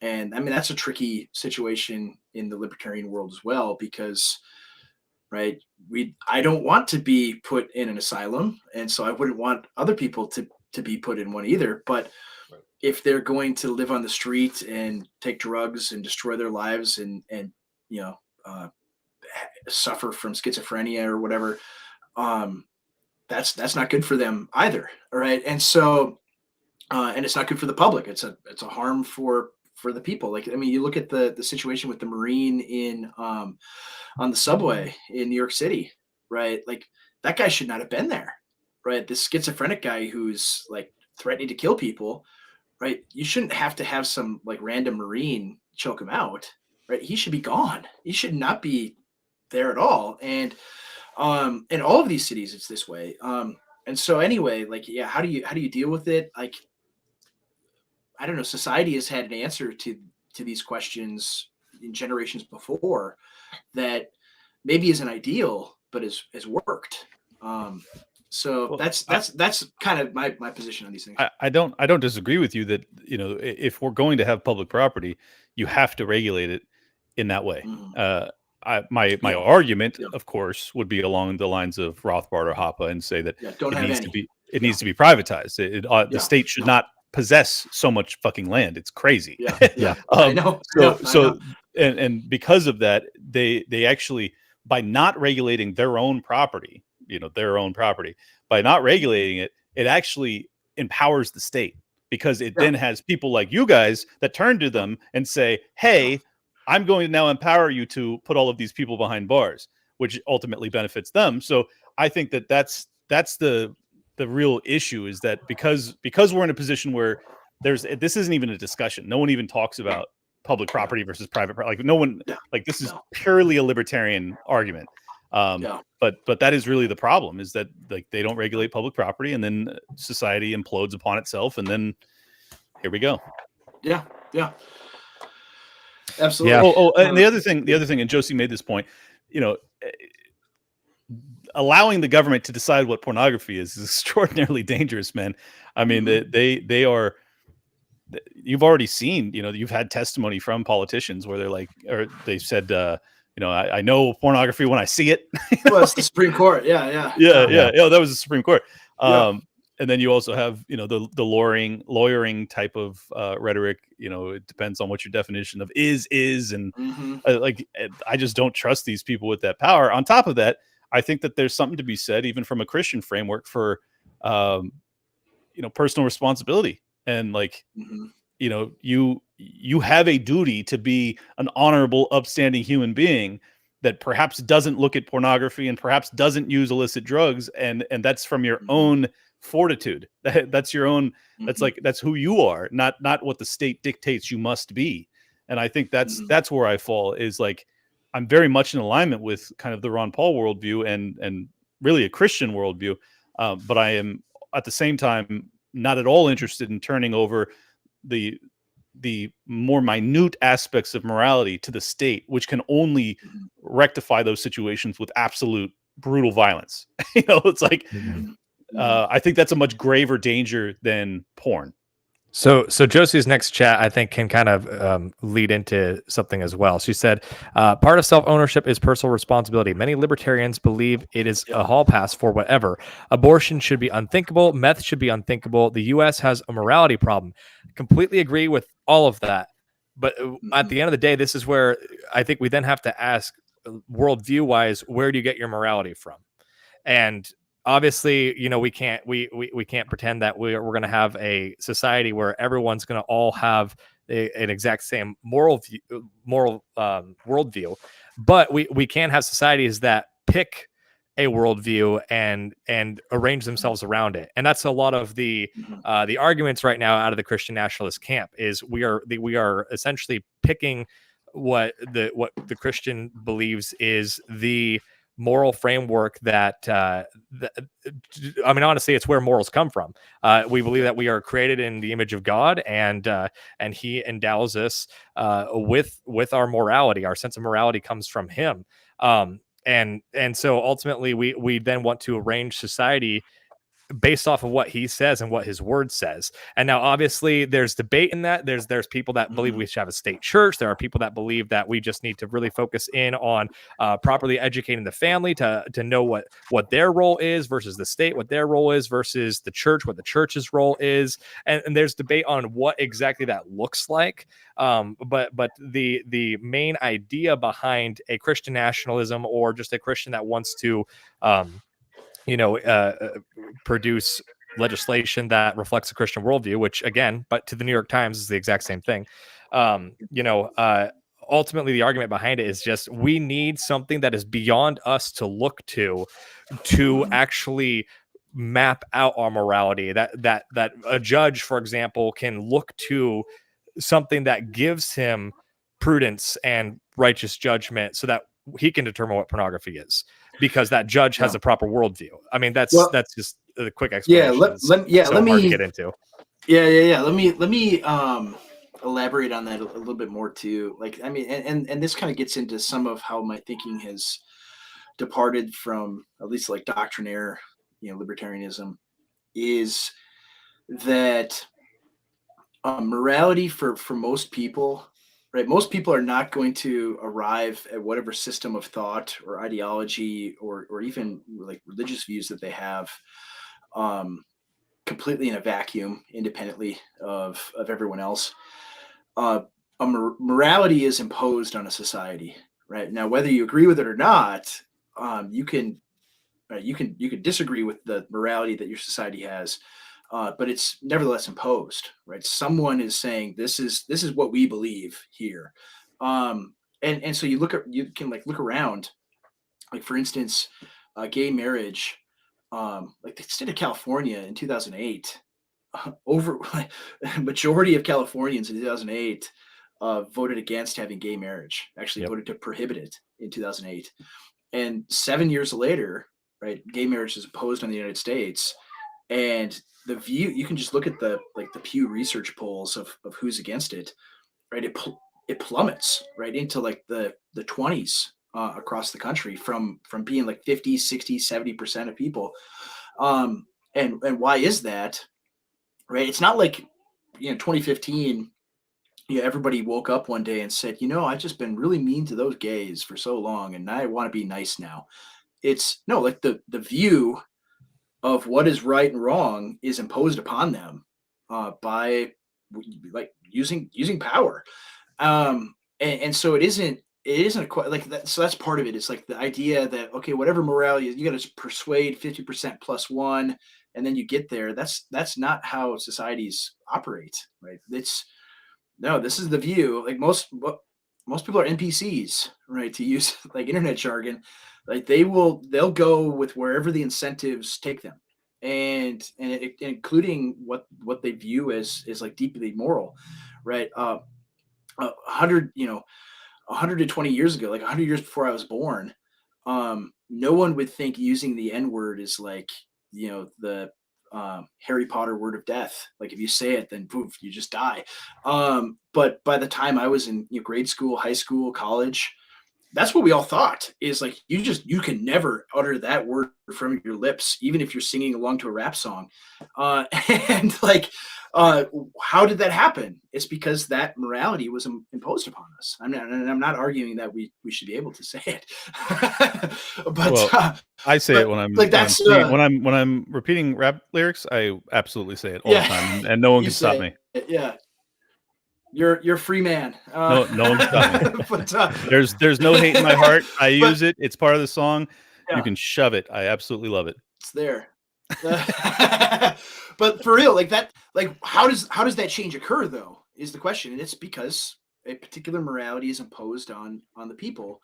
But see, that's not that actually disproves your thesis, because that has not been criminalized.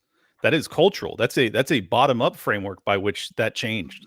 So I think that actually disproves your notion. It's creative expression. No, I don't think so, because it isn't merely always overt politics that drives these cultural changes. I think actually it is downstream of it.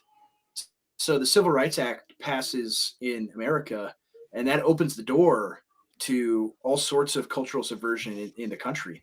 So like the trans phenomenon, it isn't, only recently has it been an imposed thing overtly, right? Before that, what opened the door to it was, it's now, to use like libertarian terms, right? Freedom of association is outlawed in America in 1964, and now you're not allowed to say this is wrong with your own property. And so it is downstream of those things, right? But it's not in a direct, like I could tie it, this thing happened and then this thing happened. It ushers in cultural, economic, and sociological subversion that isn't as precisely pinpointable to political action. I don't disagree with you that it certainly is very downstream of the Civil Rights Act in terms of us not using the N-word even when we're listening to music. But it's still, I think that the issue that I have with not just Christian nationalists but just Republicans broadly is that they identify all of these cultural ills that are a byproduct of statism, and instead of actually addressing the statist institutions that led us down this path, they just go, let's put a Band-Aid on that, let's put a Band-Aid on this, now we have to, I don't know, mandate that everybody uses the N-word, and mandate that I'm not saying that. I'm kidding. Disavow. I'm kidding. No! I'm kidding. But the point is, like, they don't strike the root. The root is public school. The root is that your children are being raised by your enemies. The root is that your enemies control the money supply. If you abolish public schooling and if you abolish the Federal Reserve, almost all of the cultural ills that are downstream of politics, they vanish. I mean, yes, it takes time, of course. It took 100 years for the Federal Reserve to absolutely destroy civilization, and it would probably take decades to repair it. But like, I hate the Band-Aids. I hate that, like even many Republicans will agree with me, and they will acknowledge that what I'm saying is correct, but then they still don't require of their politicians that be part of their proposals. Like, hey, as long as the worst people on earth control the money supply, you will never be free, and not even close to free. And also, might I add, if you really just care about culture and civilization and Christianity, none of that is going to happen either. And ultimately, if you're going to go the Christian nationalism route, you're going to have the FBI, which you ought to be advocating to be abolished. You're going to have the FBI breathing down your effing neck. Like, these people are going to come for you big time. On top of that, you've had 50 plus years or decades at least of really wild immigration. I don't even know if Christians are a majority in this country anymore. Are they? I don't know. It depends what you want to classify as Christian. But okay, but I mean, it's what are objective measures? It's close, probably. It's gone down, and it's like I just don't see that happening. Like, I honestly think that like a peaceful secessionist movement, like if Texas wanted to be a Christian nation, like that to me makes sense. Now, can that happen peacefully? Probably not either. But it's like that is actually. That is something that could be applied in a way that has a chance of being peaceful. Whereas if you actually try and just take over the federal government and re-implement Christian morality and ban abortion and mandate the N-word, like I said earlier. Sorry, I'll stop like going back. Right Wing Watch is gonna find us. And, this is gonna get clipped. like Christian I'm nationalist kidding. pastor says, If they clip this, they are a bunch of joyless MFers. I am clearly joking about that. Well, we but know that they are. But they are. yeah, I know. But I'm just saying, man, it's like, well, they should watch my Tower Gang show. If you want to clip some stuff to really ruin my political career, just go watch Tower Gang. You'll see way worse things. But I just think that's these are the answers, and it's like I just it drives me crazy that like I agree with the gripes. Like I get it, I understand it, but I don't hear the Christian nationalists talking about abolishing public school. Like, sure, some of them will homeschool, some of them will private school. I certainly don't hear them making a big focal point about ending the Federal Reserve. Oh, that's you just haven't talked to enough. Okay. Yeah. No, I mean, see, that's the thing. Like, I totally agree with you on the. It's the Satan's Band-Aid. youth group. Sorry. On the Band-Aid issues, and that's why I'm like, a lot of guys want to major in the minors. And we just need to abolish abortion and ban pornography and do all these things. And it's like, well, like the people are not there yet for this stuff. And if we accomplish those ends and we don't deal with the power of the regime, right, it's all for naught.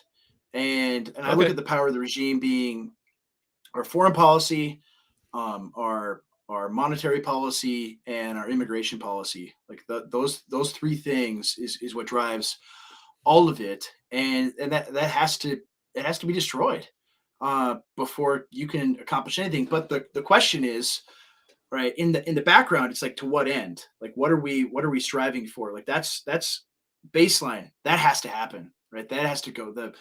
The deep state, FBI, all of that has to go for sure. Well, if you agree with public me on ed, that, all of it. if you agree with me on that, then I would just encourage you guys to make that more of the focus. Because whenever I see like a viral tweet from someone who would be classified as a Christian nationalist, even if they're not, it's culture war stuff. It's like, it's about the bathrooms. It's about the transing of kids. It's not about why is this happening? And I feel like that is way more valuable if you want to actually like get people on your side. If you could actually explain, like, connect those dots to the origin story, that's a really powerful thing. And as you said, a lot of people are NPCs. A lot of people aren't going to be able to even follow or track what we're talking about right now. But for those that can, it would bear fruit.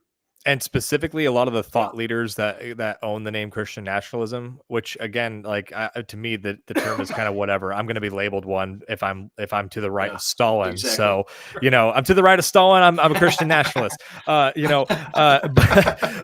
that being said, the ones that are really pushing it, I mean, I've got friends that have been really focused on this project, and a lot of them are just pastors. Honestly, they're pastors and theologians. So a lot of them are truly just trying to talk about like biblical worldview and how it can work in terms of talking about the topic of modesty or talking about the topic of abortion. Like they naturally go to those social issues because a lot of them are pastors who are talking about, to be honest, normie political things.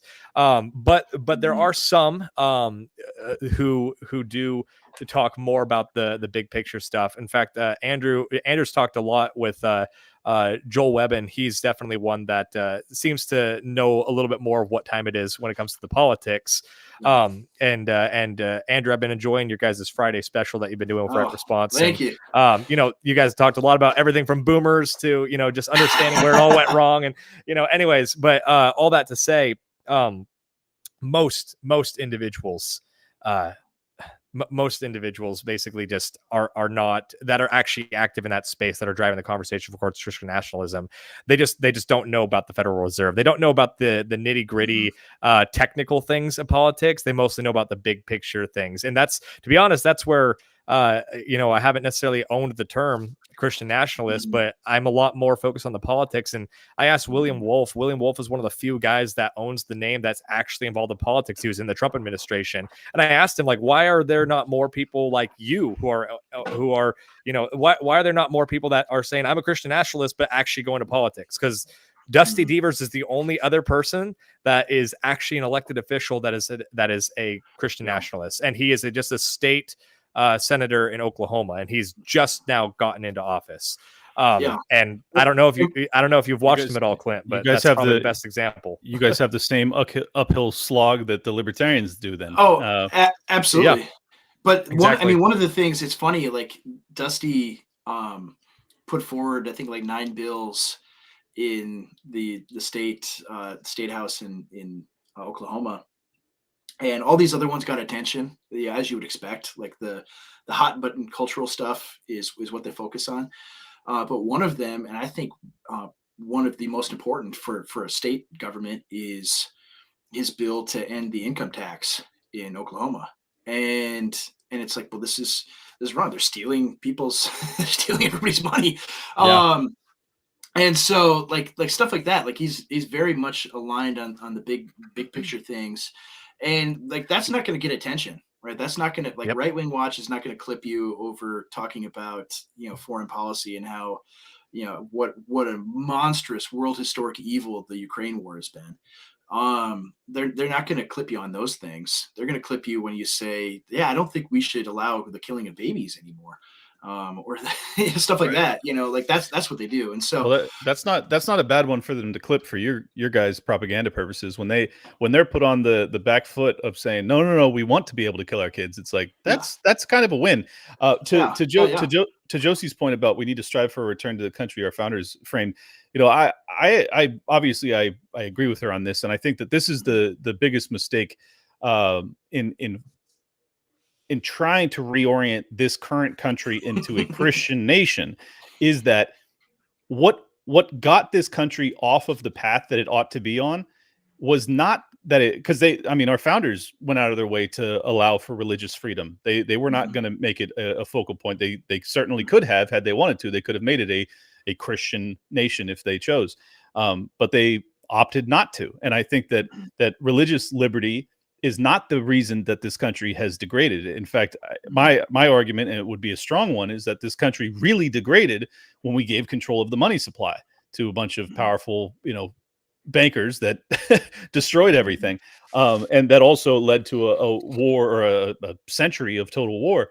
And it's Yeah. like these are the real things that destroyed our cultural framework. And it also destroyed Christianity and a belief in God in this Oh, country to a absolutely. large Yeah. extent, because the federal government grew so powerful that everyone started to perceive it as kind of a supplement or a surrogate for God itself. And many of them now, like the average Democrat, if you actually listen to the way they talk about the state or the way they talk about politicians, they perceive these people to be deities. Yes.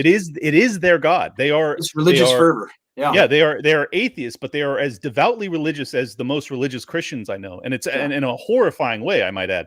Yeah. Yeah. And Absolutely. this is coming from someone who's not even religious. I'm not, Mhm. but I can identify it very, very clearly whenever I hear these people talk. So I think that's the reason. Like we will agree to disagree on this. I don't think that Christian nationalism is actually the pathway forward. And in fact, I think if you try to install it in this era, the establishment would come down on you like a ton of bricks. And the same comes for libertarianism, I might add. But I think that what Josie's saying about trying to get back to the foundation and to get control, or not even control, to release the control of the money supply would alleviate so much of this. And I know that's also kind of pie in the sky dreaming at this point, but it's necessary.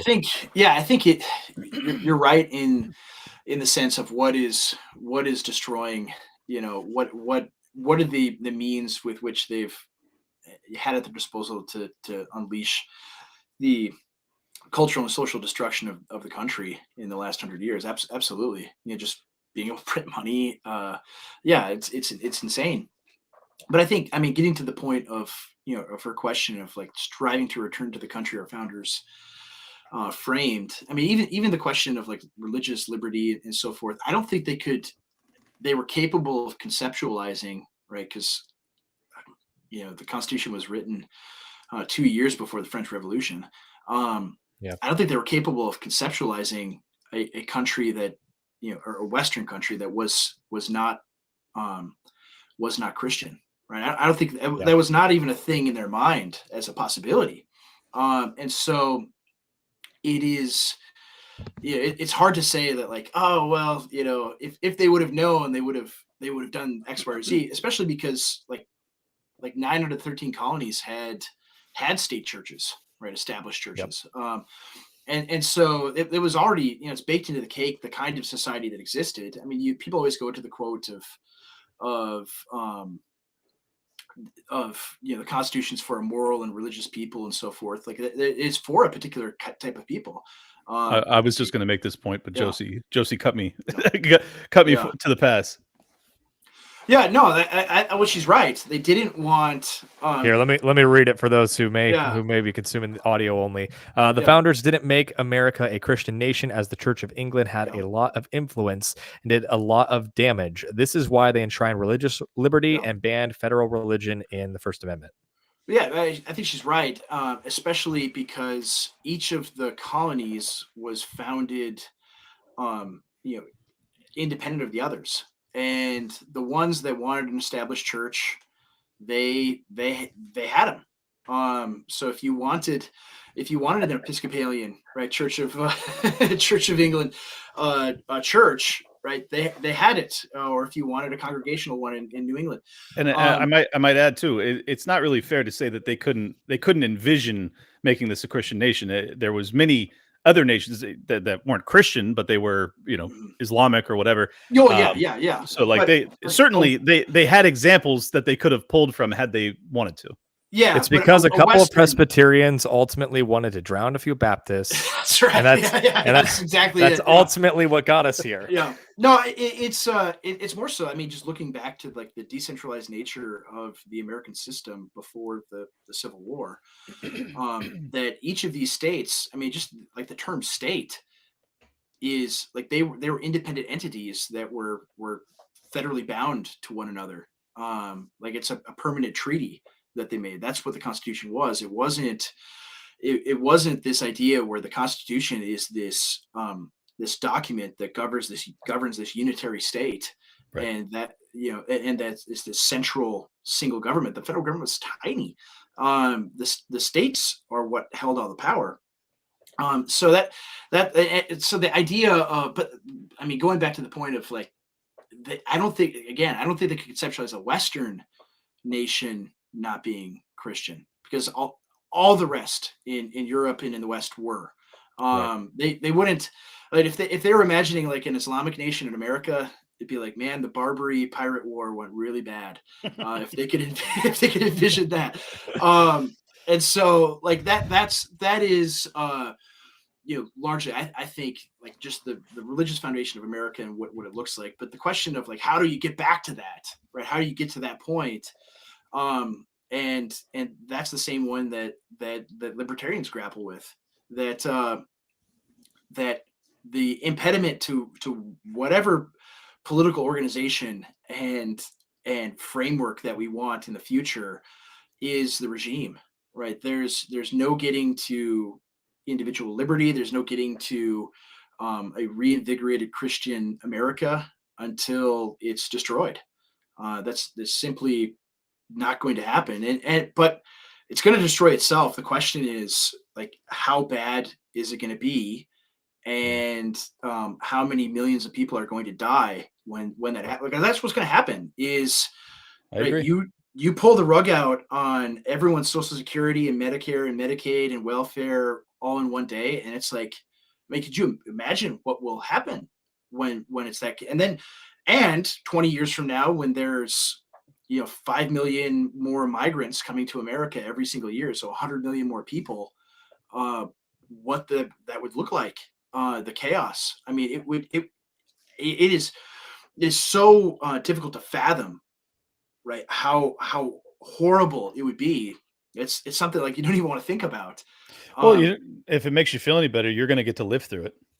yeah, or not. I don't know. Well, you know what I'm saying. You're going to bear witness. Like it's going to happen in our lifetimes, and I really do think it's inevitable. But I think that the reason I align myself with Josie's perspective is that I really think that the only peaceful pathway forward is really targeting states' rights and reinforcing them, putting into power at the state level, governors.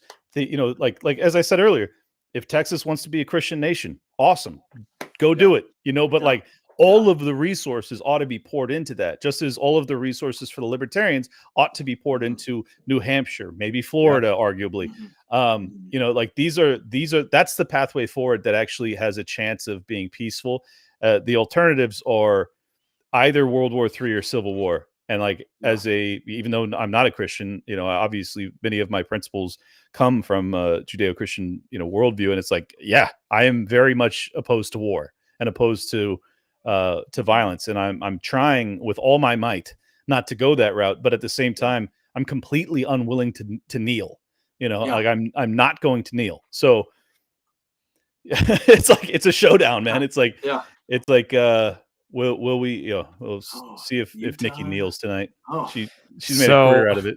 Yeah. So oh no. Waiting for you to go there eventually. Oh man. So California has been called for Donald Trump in the Republican primary. I haven't heard anything out of Utah yet, and then of course we're waiting on Alaska, which who knows when that will be. I wanted to actually point out a couple other developments. So one is America Samoa. Biden appears to lose America Samoa caucus to a little-known Democratic candidate, Jason Palmer. So I've never heard that name before in my entire life. I have no idea. Well, who that he is. won America Samoa caucus. So there we go. I thought I had something else for you here, but I'm blanking on what I had. oh no, Nikki Haley. Yeah, I'm seeing here that Nikki Haley has scrubbed her page of all events. I don't know if that actually means she's dropping out, but that's a good sign that she might be doing that. But it remains to be seen. So we'll find out. Well, Clint, I think if you want to go toward the pathway of becoming a Christian, just think about Victoria Nuland and how much you want there to be a hell. Because that is the blessing of justice that comes from the Lord. Because I don't think she's gonna get justice in this lifetime, but I 100% believe that she will, unless she repents in sackcloth and ashes. She will get in the next life. Man, if she can repent for what she's capable of, you have a truly loving God. That's right. My goodness. Yeah. But yeah, I mean, I'm not at all convinced that there's a hell, but for people like Victoria and John McCain, et cetera, I believe that there's a special one just for them. Yeah, absolutely.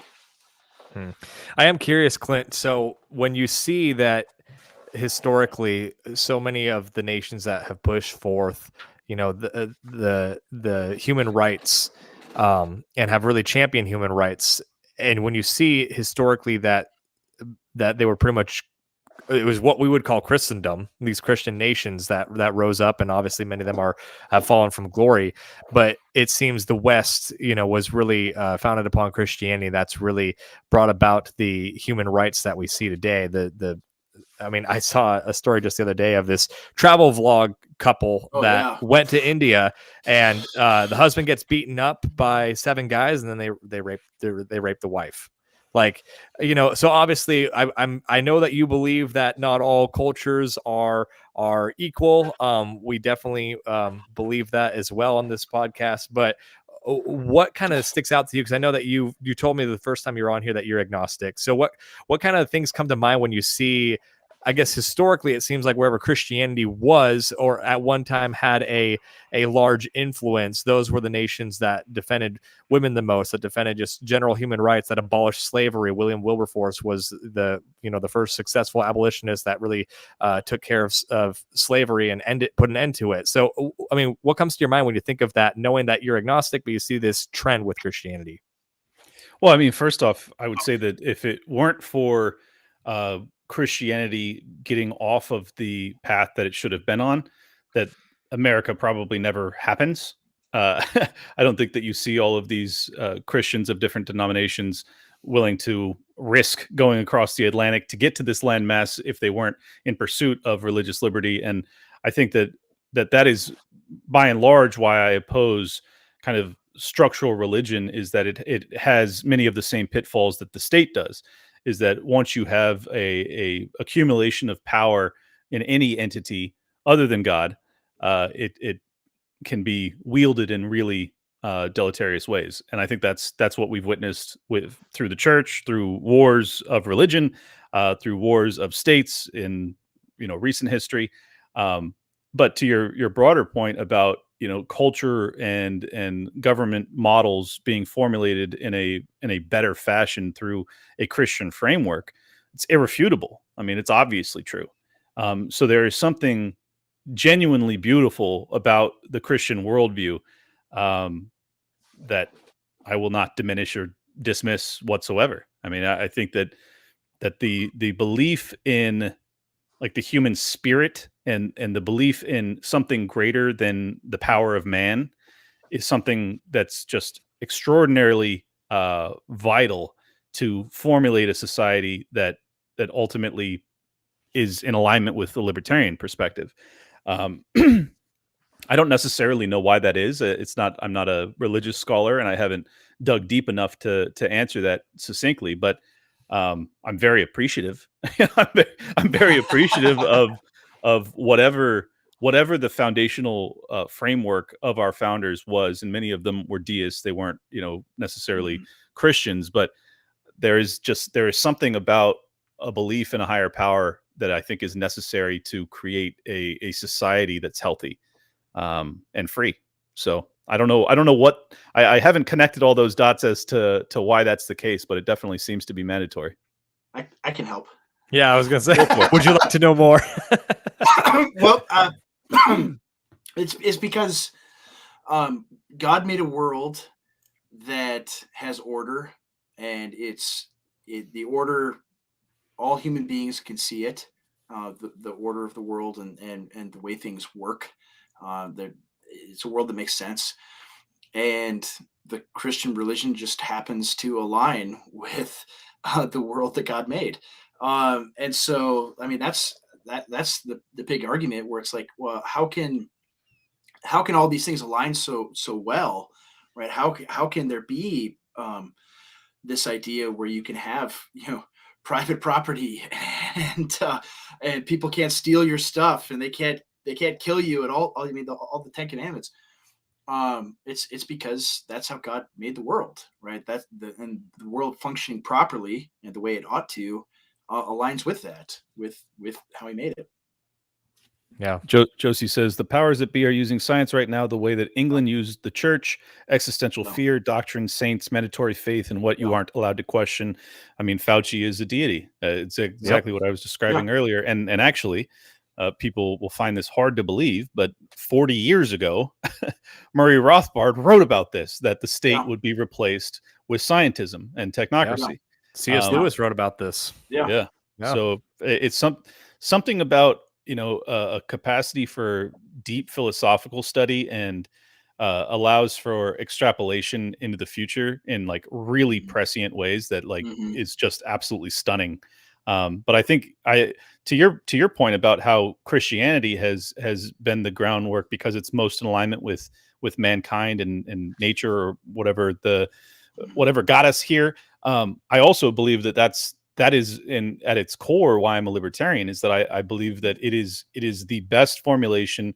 It is the most in alignment with God's plan, if you will, in terms of delivering the most prosperity, the most safety, the most all the good things, love, lack of war, like this is why I in some ways kind of have a religious fervor for libertarianism, because I believe that it has taken the best aspects of Christianity and formulated into a governance model.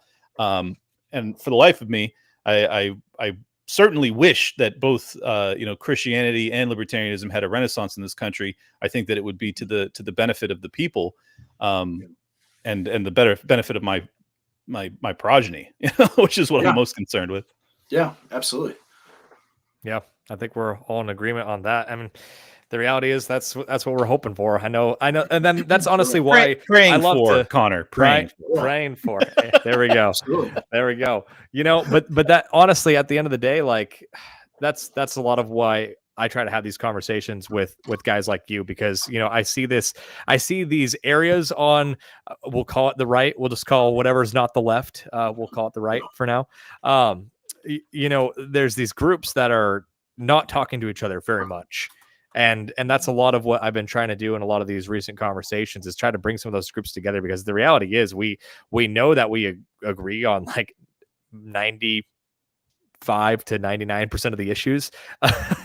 And right now we currently have to defeat the scientism tranny regime that's currently ruling over us, and the fake and gay world. If we can get past that, hopefully, 100 years from now, our ancestors will be, our children will be arguing about how we can properly arrange this new utopia that we're in the middle of building.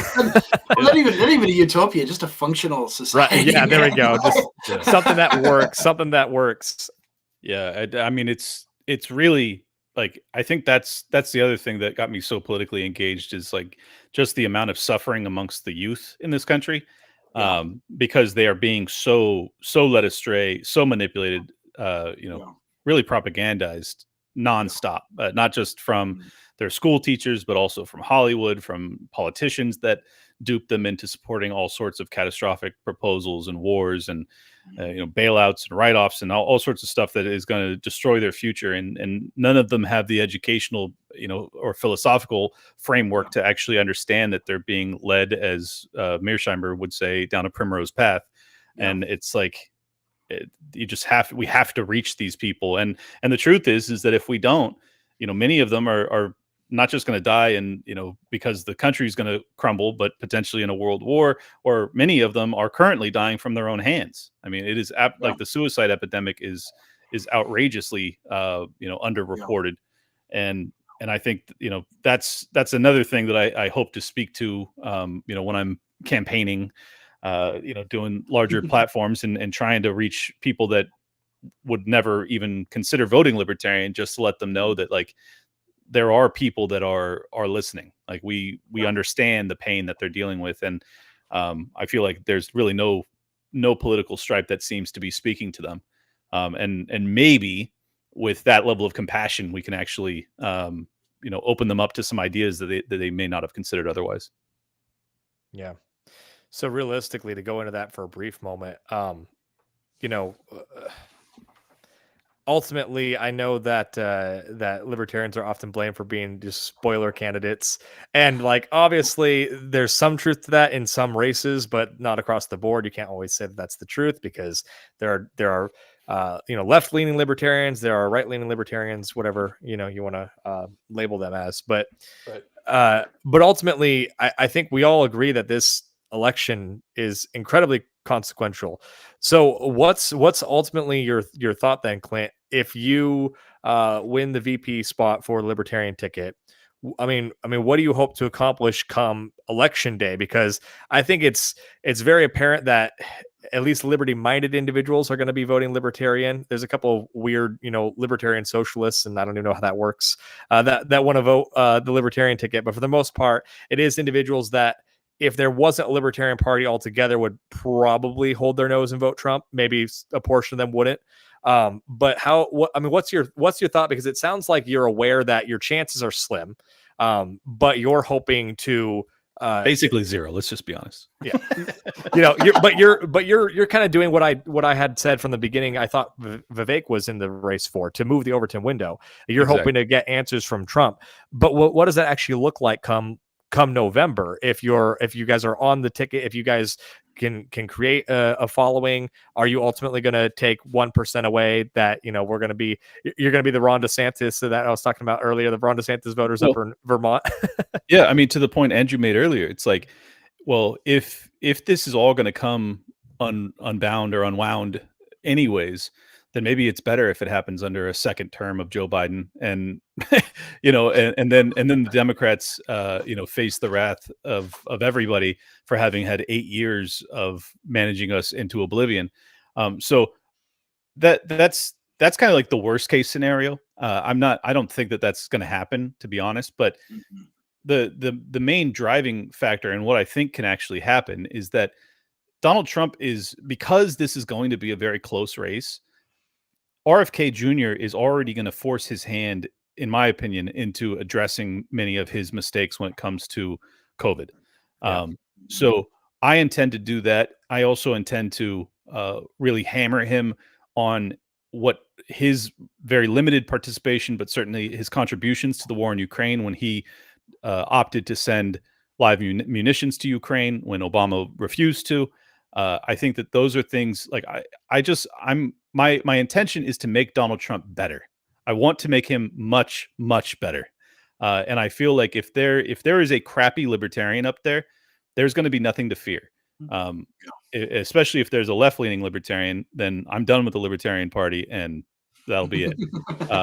But as of now, I'm the favorite to be the VP, and my hope, even though we're the vote tally is going to be very small because so many dissenting voters are going to go RFK Jr. regardless, because they're just going to throw it at the guy they think can win, even though he probably can't. But so that's going to absorb a huge amount of the really disgruntled voting base. So my intention is to make every single candidate that's running better. Like RFK Jr. is great on Ukraine. He is absolutely horrifically bad on Israel-Palestine. Yeah, I saw that Dave Smith interview. That was exactly. So I'm going to hold his feet to the fire on that. I'm going to hold Trump's feet to the fire when it came to his big, beautiful $2.6 trillion spending bill in May of 2020. Yeah. Like these are all things that his supporters. This is not my fault. This is his supporters' fault that they don't hold him to account for doing a bunch of horrifically bad things. Had they done so, and had he already addressed this, I probably wouldn't be running. But they haven't. They've just said he's great. Not you guys. I'm saying the real like lunatic base that views him as Orange Jesus. I'm like those people don't hold him to account for anything. No, so they don't. No. My hope is that I have an opportunity to do that, and if I am polling, or as VP, but if the ticket is polling 1 or 2%, I'm going to drag Donald Trump kicking and screaming into a much more radical, proposal and perspective when it comes to how he campaigns. And if he expects to get the libertarians not to vote for me, he's going to have to be really, really good. And I think that this election is going to be very close. So that's my plan. That's the reason I'm doing it. And I think I can actually succeed in that. Yeah.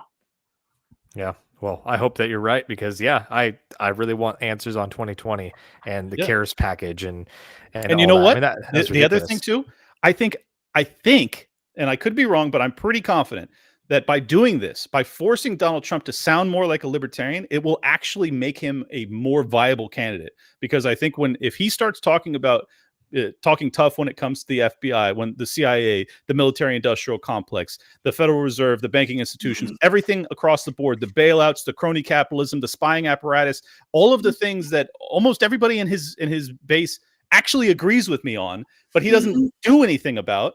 I have a chance to actually make him make those promises. Like, I'm going to do this in my second term. And if that happens, well, that's beautiful. Yeah. Yeah. Well, man, you almost, if I wasn't in Minnesota, where it really matters, you almost convinced me. Yeah. Well, look, that's the other thing is and I'll tell people when I'm doing, big shows and stuff, it's like, if you're in a swing state and you are as horrified as I am of a second Joe Biden term, do what you think's right. I'm not trying to lose Donald Trump the election. Yeah. But if you're in a hard blue or red state and you find yourself in alignment with me, then do what you think's right that way too. I think that's the answer. Yeah. So you can send a message without hosing your future. Exactly. Yeah. And I mean, there are a lot of states in this country that are not close. So true. Yeah. All the people in California ought to be voting libertarian, as far as I'm concerned. Yeah, there we go. Yeah. Renaissance of Men said, Ren of Men reporting for duty. Andrew, did you ever get in contact with Ren of Men? I don't know if I have. We should chat. Yeah, you should. He's got a great podcast. I think he would do good interviewing you. I think that you guys would be able to produce some good content together. So glad he's here. Yeah, we have to. Yeah, send me a DM. I'm pretty sure I follow him, so you could. go ahead and send me one, man. I'd love to. I'd love to go on. Yeah, this is great podcasting too, by the way. Discussing podcast schedules of other podcasts, but no, man, I'd love to do it. Awesome. Well, hey guys, I'm looking. I'm not seeing any updates on Utah for some reason. Have you guys seen anything on your end? No, it's at less than 1%. They've got. I was told that the polls closed a good like 25 minutes ago, but I guess they're just taking forever to actually count them. So that's kind of going to be election night 2020 situation. They're going to find all sorts of votes for Nikki. Don't the worry. LDS community is coming out hard for Nikki Haley. It was actually, those reports were out 36 hours ago that Nikki Haley had already basically like put a lid on, in Joe Biden terminology, all day today, and I'm pretty confident that she's dropping out and that it's going to be Trump's to win or lose come tomorrow. So my hope is that now he can actually focus on what needs to be focused on and stop. Honestly, I think he's making a huge mistake focusing on 2020 as much as he has. Not he ought to focus on 2020, but not on the election. He ought to be focused on, what happened that year and what am I going to do to rectify it? Like, I think that's messaging that wins. If I could do anything to get him to change his messaging, it would be that. Yeah, I think why is your mic retarded? So I got a brand new arm, like a new mic arm, but I haven't got the mount to disconnect this and tie it in. So it will be here tomorrow or the next day. So I apologize. Oh, that's funny. I love it though. I just thought you were just really trying to just being a gangster mic with drop it, moment. Yeah, I was gonna say, it looks cool, man. Did the audio sound all right though? Yeah, no, the audio has been coming through okay. on my end good at least, but who knows how it actually sounds yeah. in the stream. Okay. Yeah. No, I think you're right. It's weird the focus on the. I mean, I get why, because he's in the primary and he wants to rile up his people over what happened in 2020 regarding the election. But come to the general, it has to be a much bigger picture. Like, look at what they did to get rid of me. Look at what they unleashed.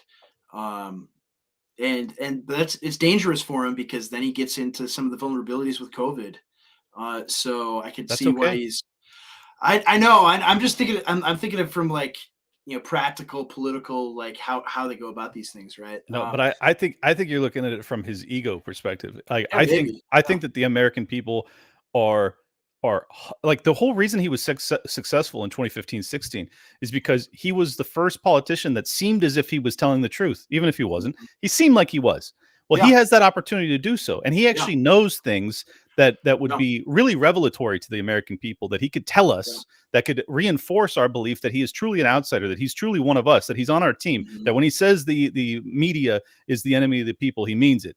Like he has that opportunity. He has the opportunity to talk about what the FBI did to him, and not just to him, to his supporters. Like these are existential threats to all political dissidents in this country. If he wants a libertarian vote, he can talk about all these things, and he shouldn't lose any of his base by doing so. All of his base thinks that what happened on J6 was a disaster and ultimately a grave injustice. So I have to think some of the refusal to talk about J6 stuff has to be right. They'll use it against him in criminal charges and so forth.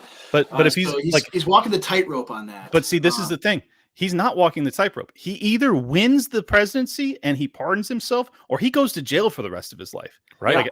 That needs to, like, there is no tightrope. Like, just go, dude. Go all in. I don't like, for the life of me, if I was in his position, I'm facing 750 years in jail, and the state has already declared me the enemy of the people. They've described me as a fascist, even though I've done nothing to be classified in that fashion. You have to recognize these people intend to end you, Trump. They are coming for you and your family and your grandchildren. They will put all of you in prison for the rest of your life. You have to win. There is no losing. And the only way you win is to tell the effing truth. And if he tells the truth in a powerful way, and he's certainly capable of doing it, he should run away with this. He should absolutely, like, we are living through absolute hell. Joe Biden has destroyed this country. It should be the easiest cakewalk victory. He's got the entire media against him. Who cares? We all hate the media. Go do the podcast circuit. Do exactly what Vivek did, but do it on Rogan and do it on PBD and do it on all the biggest shows. And just crush, dude. Like, he ought to have no clue why he's not doing that. Instead of having me run as VP, if he was doing what I'm saying, he should have me in his campaign, advising him on these things. I could get this dude over the finish line and save his effing life, and maybe save this country. I know. It's I'm hopeful that he. I'm hopeful, man, that once he has the primary wrapped up, then he can gloves come off, man. Voting. Yeah, let's go. Yeah. Let's go. That's what my big hope is, because now it's full on general election campaign and just attacking, and saying everything that he can. Right. Like that. That's the thing. Like, he needs to talk about the deep state, right? He needs to talk about all the levers they tried to pull, right? The fact, I mean, people have no idea that the Joint Chiefs of Staff told him, we're going to coup you if you use the military to put down the riots. Like, you should talk about that. Like, they could do that to the president of the United States. They tried to impeach him over basically treason that had been committed by Joe Biden. I know. They tried to coup. They tried to coup Donald Trump because he tried to point out that the president had committed treason in 2014. It's like, this is nuts. And like all of these things need to be explained on the biggest platforms in the most passionate way possible. And like, if he's not going to do it, then I'm going to do it. So it's his game to lose, man. Like, he's got the opportunity. He's got a way louder microphone than I ever will. So absolutely, if he fails, it's on him, not me. Do you think guys like Rogan actually want him to be on their show? Because I've heard that they're like wishy-washy about that. I mean, Rogan, I'm pretty sure, does not want him to. But I think that because Rogan has had a lot of guests on recently where he's talking about how absolutely insane everything is. And I think that there's a chance he would do it. I really do. I don't think he wants to do it because I know he knows that it's going to turn up the heat on him in terms of hit pieces and the political nightmare that he went through in 2020 and 21. So I think he doesn't want to do it for that reason, but I think that he's also very, very concerned about the future of the country. So I think that he probably would. He's got to do it. He's got to do it, man. Like, I hope so. That'd be great. Because I mean, it would be, and the thing he would do is like, well, Biden could come too. Anytime he wants, and he's never going to, because he couldn't sit through like 20 minutes of interviewing with Joe Rogan, much less 3 hours or whatever. Dude, I would love to watch a 3-hour Joe Rogan, Joe Biden interview. Oh my goodness. Dude, he would fall asleep. He would fall asleep after like 30 minutes. He would drop racial slurs and admit to treason. He would. There's no way he could keep the lies going for 3 hours straight. He'd be like, yeah, we overthrew Yanukovych, and and then the Russians got pissed, and you're like, oh, wow, okay. No, they would never in a million years let him do it. I mean, you just see everything he does now is so carefully scripted. I mean, even the press conferences that he does, like everything is written out, the questions, all of it, and he still can't even remember the answers. He can't even read his own scripts. I mean, he's toast. But that's why I'm saying, like, if all like to put himself in the good graces, or at least take some of the heat off, just say like, I offered this to Trump and Biden, and only Trump accepted, so that's not on me, and I'm not putting my finger on the scale. The Biden administration didn't want to do it. Like, if I was Joe, that's what I would say. Yeah, I think that's probably what he'll end up doing if he does indeed have him on at some point. But yeah, I think you're right though that Trump has to do the same stuff he did in 2016, which is, I mean, he went on I remember when he went on like InfoWars with Alex, and thinking like, he's going on there. That's nuts. And it was awesome. It was really good. And he went on, like, anybody who had a fairly sizable audience, he'd go on it. And he's got to continue to do that. And hopefully, as the campaign goes on, like he will. I mean, I'm excited for, like, they hopefully won't lock the country down again, and there'll be these big, huge rallies. Like, that was one of the things too. It's like, well, part of the reason they did that is you can't have these big, giant rallies of 30, 40, 50,000 people. And so then when nobody shows up for Joe Biden, they could just say, oh, it's because of the COVID circles, and we had everybody, we can only let in 20 people. It's like, well, there were only 20 people that wanted to hear him talk. I mean, this is the highest level I honestly think this is the highest level psychological warfare that the CIA has ever implemented anywhere on the planet, and they did it to the American people.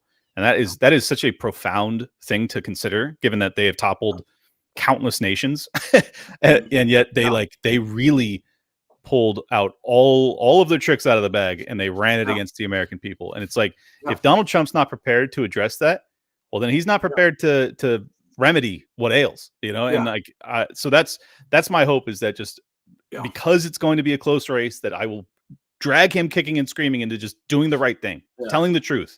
He can even beat Jason in America's Samoa, for God's sake. Like, Biden should be a total walkover, but the way he becomes a walkover, even with all of the fortification, is to just go hard in the paint, and he can do that.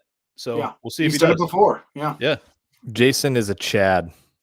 A total Chad. I have no idea who it is. I've never heard his name before.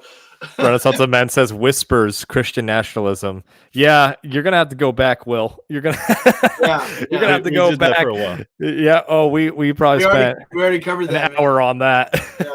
Yeah. Oh my goodness. What? Yeah.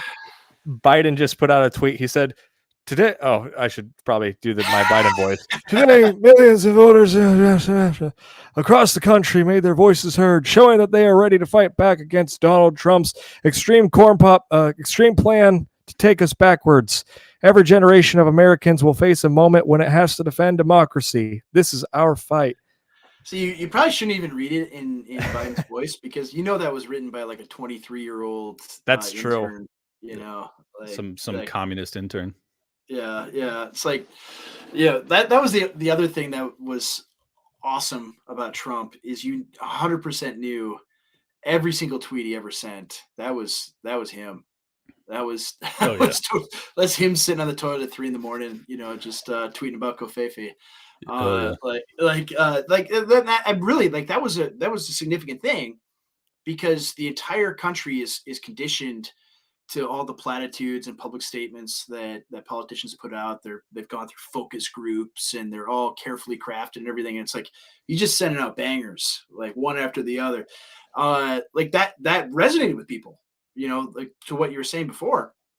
It resonated with me. He's calling all of the worst people on the planet, the worst people on the planet. I loved it. Yeah, it was great. Short, fat Rocket Man, or whatever he calls it. Yeah, it's like... well, that one I didn't like. I don't like talking shit to dudes with nukes. But when he does it to the media, when he does it to the establishment, yes, love it. Even like that, like you see how they attack it, like the regime attacks him over, he went and he met with this horrible dictator in North Korea. It's like do you want tension to be with North Korea? You want? Yes, they do. They do. Exactly. Yes, they do. No, and for the record, that was one of the greatest moments of any American president in my lifetime was crossing the DMZ. Like, unbelievable. It does not get talked about enough. Yeah. No, yeah. It doesn't. I never thought anything like that would happen ever. And of course, like the memes and the videos and stuff that came out of it are pretty good too. Like when he's getting his picture taken, he's like, "Are you getting a good picture? Everyone looking nice and thin." You just see Kim Jong-un's face, and it's just enormous, Oh, it was great. Like all that kind of stuff, man. Like it was like living in a dream, all those things happening. Like a dream, dreams into nightmares, as Meek Mill might say. Exactly. That's what happened. Like I remember election night in 2016, and like waking up the next morning and thinking, is this real life? Did Donald Trump just become president? Just like laughing hysterically. November 6th was one of the most surreal. Like, it was right up there with September 12th. It was totally surreal. I was like, did that actually happen? Like, there's no way that actually happened. Yeah, it did. Yeah, crazy. Yeah. I also dream about 2019 gas prices. Yeah. Like you see the meme on Twitter all over the place. Whatever could be here. That meme. And I always look, the guy pumping gas and so forth. And I see the gas, it's like, $1.79 in that picture. I'm like, man, I miss those days. That was nice. I miss those days, man. Hey, Clint. So did you get to speak with Don Jr. much in Iowa? Yeah, Josie and I talked to him for about an hour. Yeah, so tell me more about that. How'd that go down? Well, we were, it was just the lead up to IRL. I wasn't on that night. I was on the next night, but with Laura Loomer. Yeesh, that was wild. That was fun. Yeah, but the night before, Don Jr. was on, and Josie was too. So we were just sitting in like where the live audience was going to be for like an hour before the show, and I got to ask him about. I it was off the record, so I can't say what his answers were, but I asked him about the Las Vegas shooting. I asked him about COVID. I asked him about a bunch of stuff. I like the guy a lot. I do. He's a straight shooter, very personable. Doesn't come across like a dickhead or egotistical. Given that he's the son of a billionaire and the president of the United States, he certainly could have come across that way, and he didn't. So, I've got nothing bad to say about him. Does he know what time it is? I think he does. I can't get into more without breaking the off the record nature of our conversation. But he's certainly aware of the risks that not just we but his family faces, for sure. Yeah. How could he not be? Yeah, because I mean that's what I wonder, because it seems like he has some. I mean, he's obviously younger than his dad, and he's got some more. It seems like he's got some instinct about just what's going on politically that really resonates with the base. And sometimes I wonder like how much of his advice actually gets to his dad, and how much he actually has sway. I wish he had more sway. I think that his perspective when it comes to Snowden and Assange and non-intervention and all sorts of things, I think that he's better in many ways than his father. So yeah, I hope that he has impact. I hope that he has influence. I have no idea if he does or not. Yeah.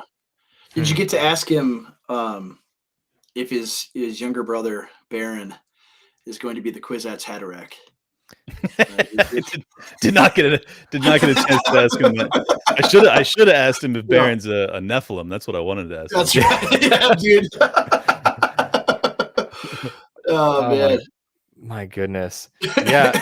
So what do you guys think is going to be, I'm just dragging this out because I'm hoping we get a Nikki announcement tonight, but what do you guys think is actually the future beyond Trump?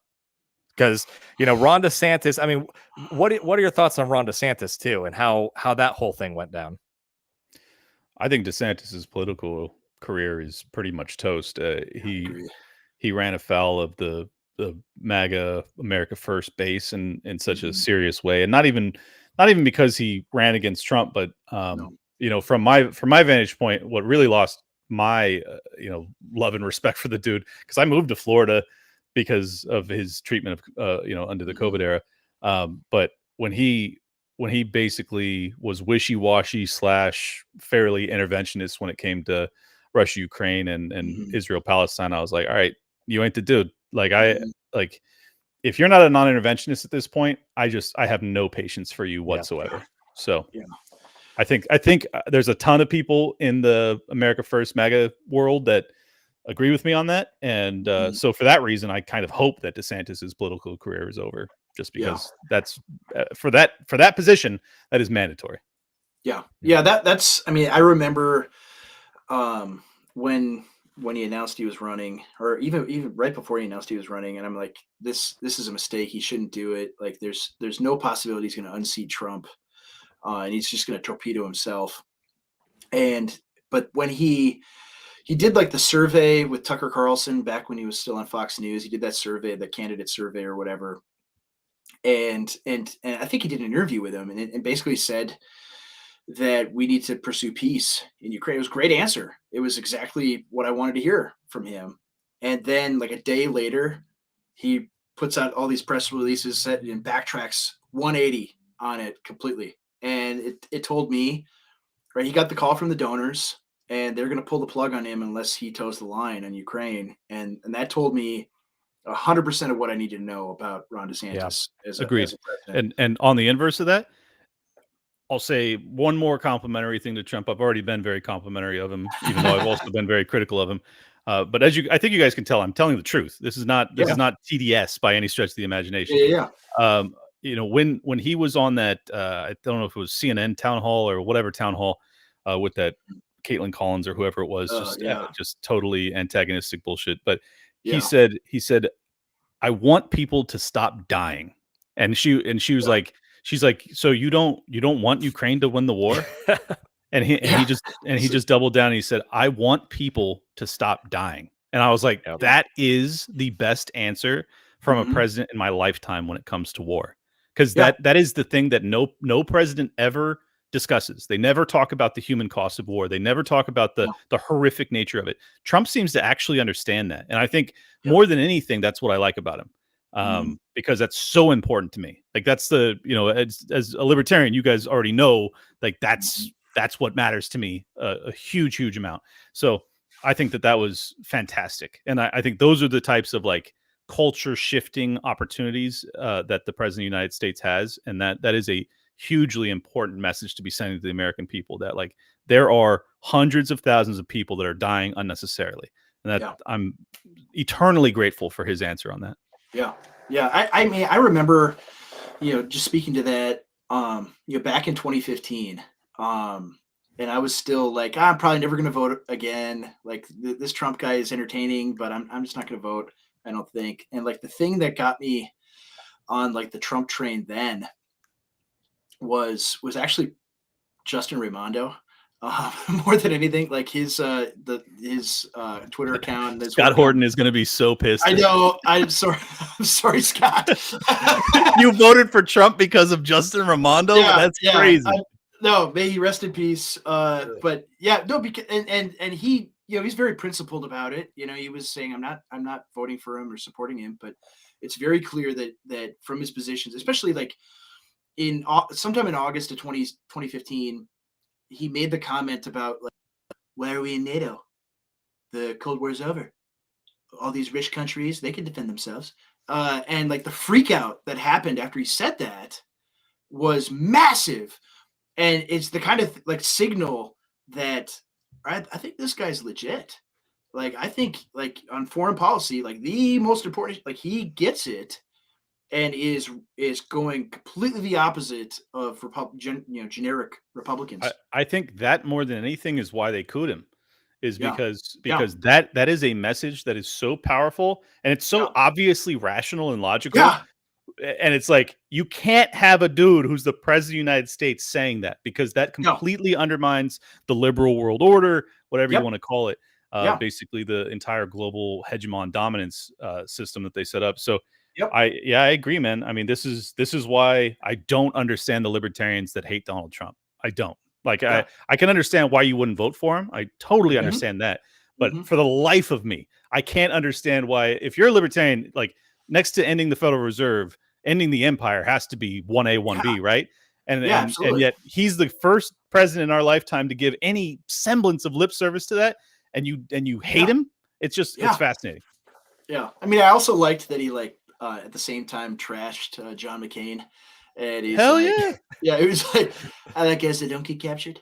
And I remember everyone like losing their minds over like, oh, he's done for sure now. You can't say that about. And then online, everyone starts posting the stuff about, oh, John McCain probably committed treason while he was in Hanoi, and that's why they treated him so well in the prison. And he got all these other aviators shot down and killed and captured because he was a songbird, and he nearly destroyed an aircraft carrier because he was just screwing around, and he was just horrible, and like all the things that he did, when he was a senator, he kept investigations from looking for prisoners that were left behind, all of those kinds of things. Like, he was a scumbag. He was totally horrible, and like him saying that uncovered all of that stuff and like boosted it. Well, and for the record, I don't even care about any of that stuff. All I care about is that he advocated for every war in my lifetime, and he was a blood-soaked monster. So, whether he was a good soldier, whether or not he, sold out a bunch of his fellow troops, is like, that sucks, and he's definitely a scumbag for that. But like, to me, the real consequence was him as a senator, voting for all of these wars and bomb Iran and all this crap. Like, dude was an absolute lunatic.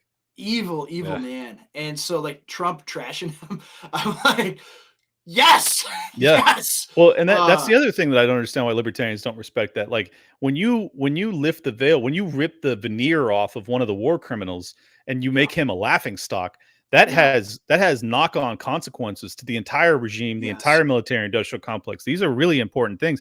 I mean, the way this is why I have same thing with libertarians that hate Vivek. Like you don't have to trust Vivek, but if you don't respect the fact that he made his name by absolutely burying Nikki Haley, and you don't Yeah. respect that, like, are you out of How your could you mind? not? Yeah. Yeah. How So could you not love that? I Yeah. Yeah. this is Exactly. why this is why I like Vivek. This is why I like Trump. Yeah. You know, but I won't vote for him. But I'm just being honest. Like that, those are great things, and Yeah. libertarians ought to appreciate that. And if they Yeah. don't, then you're just insufferable bastards, and you don't deserve to ever get anything. Yeah. Yeah. So Absolutely. do we think Vivek is heir to the MAGA throne? I don't. I don't know, man. I don't think so. I think that it's probably going to be. I mean, it'll be like 2014, right? 2014. Nobody thought like Trump would be a thing in 2014, and so I think whoever is next is somebody that nobody is has on their radar at this point. Dusty Devers. It's so yeah, maybe. But it's so weird though, because like just thinking about like politics in general, and like looking at the Republican primary, sans Trump, and looking at the field, you know, besides Vivek, who was pretty solid. Um, you look at it and you think like these people are the absolute best that we possibly could put forward to be president. And it's like, well, it's because the reason why you don't get like quality people that have the same level of charisma and thoughtfulness that Vivek does is every possible incentive to go into politics and do those things, unless you absolutely believe what you're saying, and are willing to suffer for it, is aligned against you, right? You'll just stay an executive of whatever big corporation that you're. Because I mean, everybody who's worked in those kinds of things, like they've had their vice president of sales is like this 6'4", former college quarterback that's super charismatic, is like Don Draper. It's like, man, that guy would be a great political candidate. And it's like, why doesn't he become one? It's because like the scumbags are attracted to that, and not Yeah. like people that are high quality. You don't get those people. Well, if you want to stay alive, you have to be a scumbag. Yeah. I Yeah. mean, that's really where we're at right now. Like that's the nature of the decline of the empire. And I think this is the inverse of that, is that because the state becomes so predatory, you start to compel people that otherwise would not be involved. I happen to be one of them. I would never have gotten involved at all if the state hadn't absolutely lost its mind. And I think that the other interesting aspect of this is that people like Donald Trump Jr., who probably would have no interest in doing it, I could see him running because it's the only thing that keeps him out of prison. You start to compel people that would otherwise very much like to get back to their normal life and to be left alone, realizing that because of what their father did, they're now a political enemy of the state, and they have to now wield power to stay on the good side of the law. I think that's another interesting, potential. It's like the story of the rebellion in I can't even remember which dynasty in China, where they were so brutal that like the penalty for showing up late was the same as treason, right? So they would execute guys if they woke up late. Might as well commit treason. And so they all just said, all right, we'll just overthrow the government then. And so it's that kind of thing where it's like, if the penalty for engaging in the normal political process, or just even caring about it at all, is the same as if you take up arms against the government, well, then you're going to have guys who wouldn't go into it compelled to do it otherwise, right? And so, I mean, like Charles Haywood has talked a lot about like obviously Elon Musk is not eligible to be president because he wasn't born here, but that's not the first time that's happened. But I was a little slow, but I caught up. Obama, I got it. Yeah. But all kidding aside, like he thinks that he's going to be the guy that will destroy the regime because he wants to go to Mars, and he knows that that's not going to happen so long as the regime is in power. So I'm not persuaded necessarily yet, but you have to think someone in the elite somewhere sees like the crown lying in the gutter and sees tens of millions of people who are loyal to Trump, not because they're like these deluded cultists, although there's some mega people like that, but the Right, majority there of them that are like crawl over broken glass for Trump, it's not because they're like hypnotized by his comb over. They are loyal to him because he has represented their interests and he's shown loyalty to them. And so Yeah. you have to think that there's someone near the top, right, that sees this and would want to seize it in the same way. And so whether that materializes or not, is the question. Yeah. Yeah. Josie said a moment ago, it depends on who Donald picks as his VP and puts in his cabinet. And I tend to agree. My concern is that he's just going to make one dumb choice and it's going to honestly leave the base without like an apparent, torch wielder. Because He's got to know he can't do that though, because he did I that once hope, already. I hope, but yeah, that he did it once already. So Dude, that's why I'm like, if he puts up someone like Pence again, he's going to spend the rest of his life in prison. So or be dead. You better take it seriously, Don. Yeah. Yeah. If I have to explain this to you, you really haven't figured out a damn thing at this point. Well, you better get it right. I have heard people say that like Tulsi Gabbard is a potential one. I wouldn't trust her. I don't know if I do either, honestly. I tend to agree more with Josie that he needs Rand Paul or Thomas Massey. Thomas Massey, I mean, that guy's incredible. Oh, he's great. But at the same time, Trump's attacked Massey for for being constitutional. So I don't know. And he attacked him for doing exactly the type of stuff that I'm talking about doing on the campaign trail. Hey, we're going to force a vote because this is the biggest spending bill in human history, not American history. Yep. The history of the effing planet. We're going to have a vote on this. And Trump's like, get him out of power. That is a bad move by Trump. And I absolutely intend to make that part of my discussion because I was so confused why Massey endorsed DeSantis though for that reason. And again, MAGA was attacking him. Yeah, that I think that's largely why. I think Thomas Massey is, he's a true believer in trying to reform things, and I think he thought DeSantis is the best shot at that. I think he was wrong. That there is no possibility of reforming it. But if he believed that, he would leave Congress. So it's like exactly, yeah. So I mean, I think he's doing what he sees as the right thing, and so I didn't begrudge him at all for just supporting DeSantis. People are like, oh, you like Massey so much, but Trump tried to primary him. I mean, he literally tried to get him out of power. Like I can't blame Massey for saying, all right, and he also, had the largest budget deficit in the history of the world. It's like, all right, well, as a hardcore libertarian, you think that's going to get us to support you, dude? Like, crazy. Exactly. Yeah. So I don't know who he's going to pick as VP. It's probably going to be somebody lousy, more than likely. I'm bracing for that. Yeah, I mean, I people had said like Ben Carson, which would be awful because I think like he's probably a good guy, but is very naive politically, and so it would, if Trump is taken out in one fashion or another, or he just dies of old age, and Ben Carson is the president. That'd be rough. That'd be pretty bad. So I don't know. He's in a bind though, because you have to have somebody that is like hardcore aligned with you at a deep level, but also has to, serve a political purpose for the VP. Right? But then they also have to be a threat, or else a threat to the establishment, or else they're just gonna, maybe.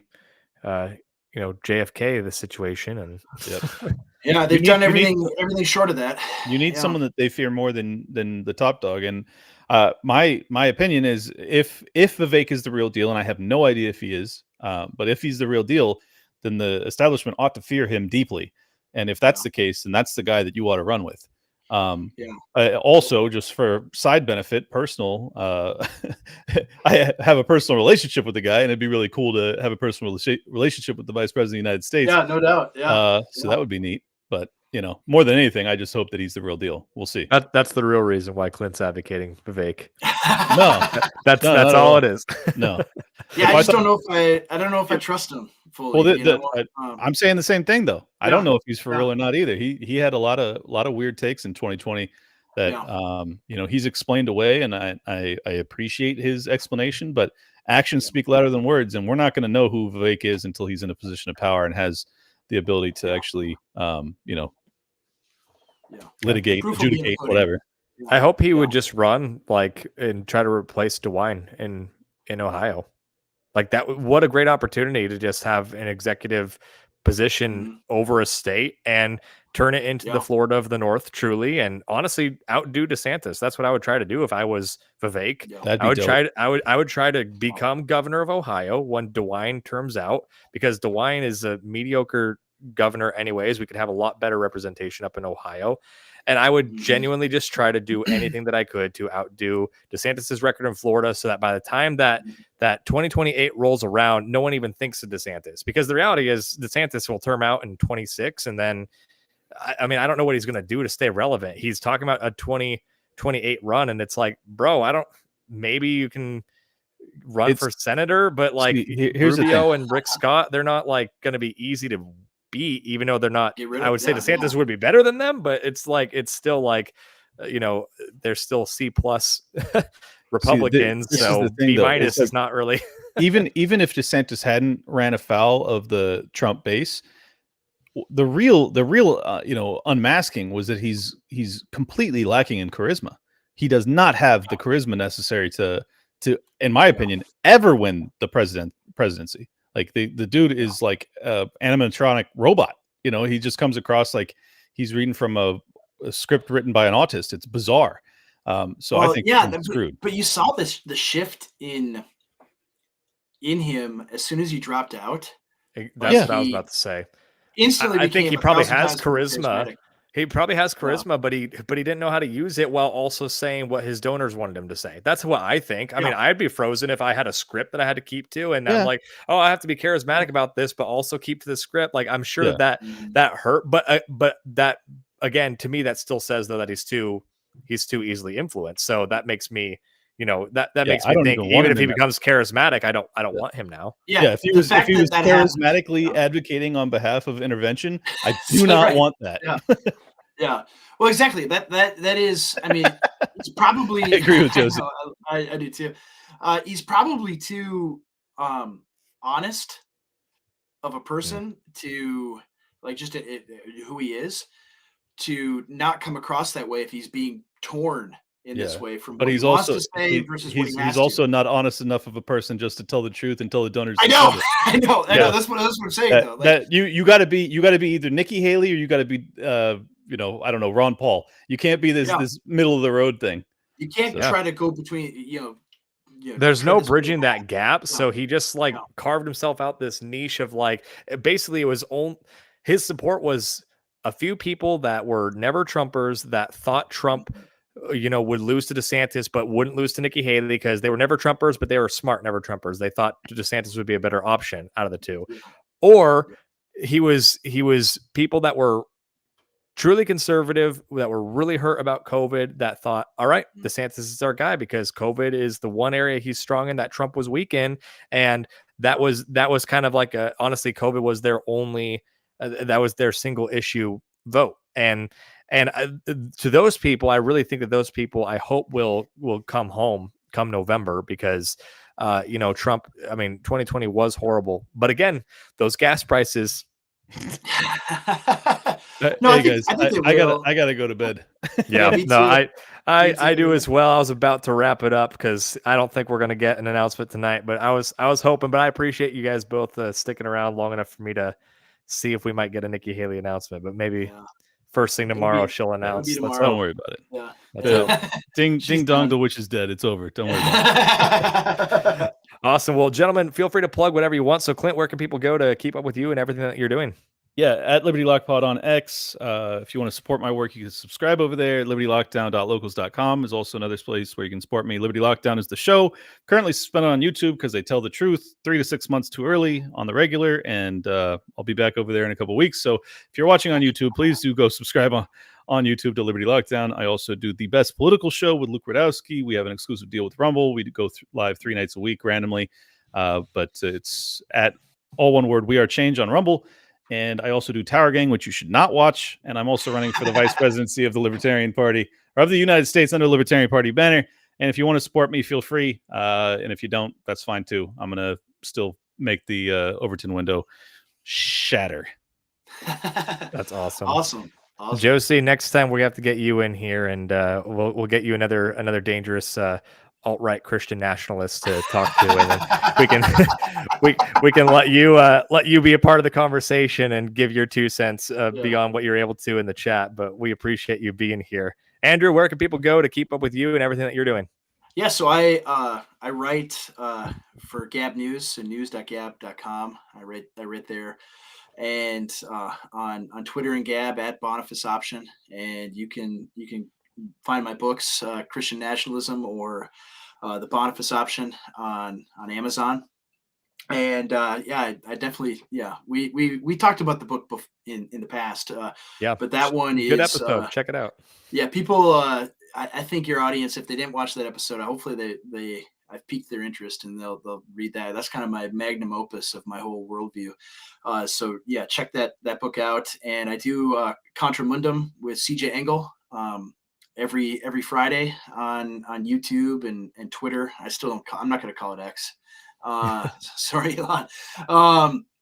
And so you can check us out there. We talk about politics and from a Christian perspective, and it's not just like your basic normie-con kind of politics, just like as Christians, but rather trying to delve in deeply into political philosophy and like deep regime politics, understanding those things, understanding friend enemy distinction, things of that nature. And so check that out. I think your audience would like that as well. Awesome. Well, thank you everyone for listening, and you can find me at Forge and A on Twitter, X, whatever you want to call it.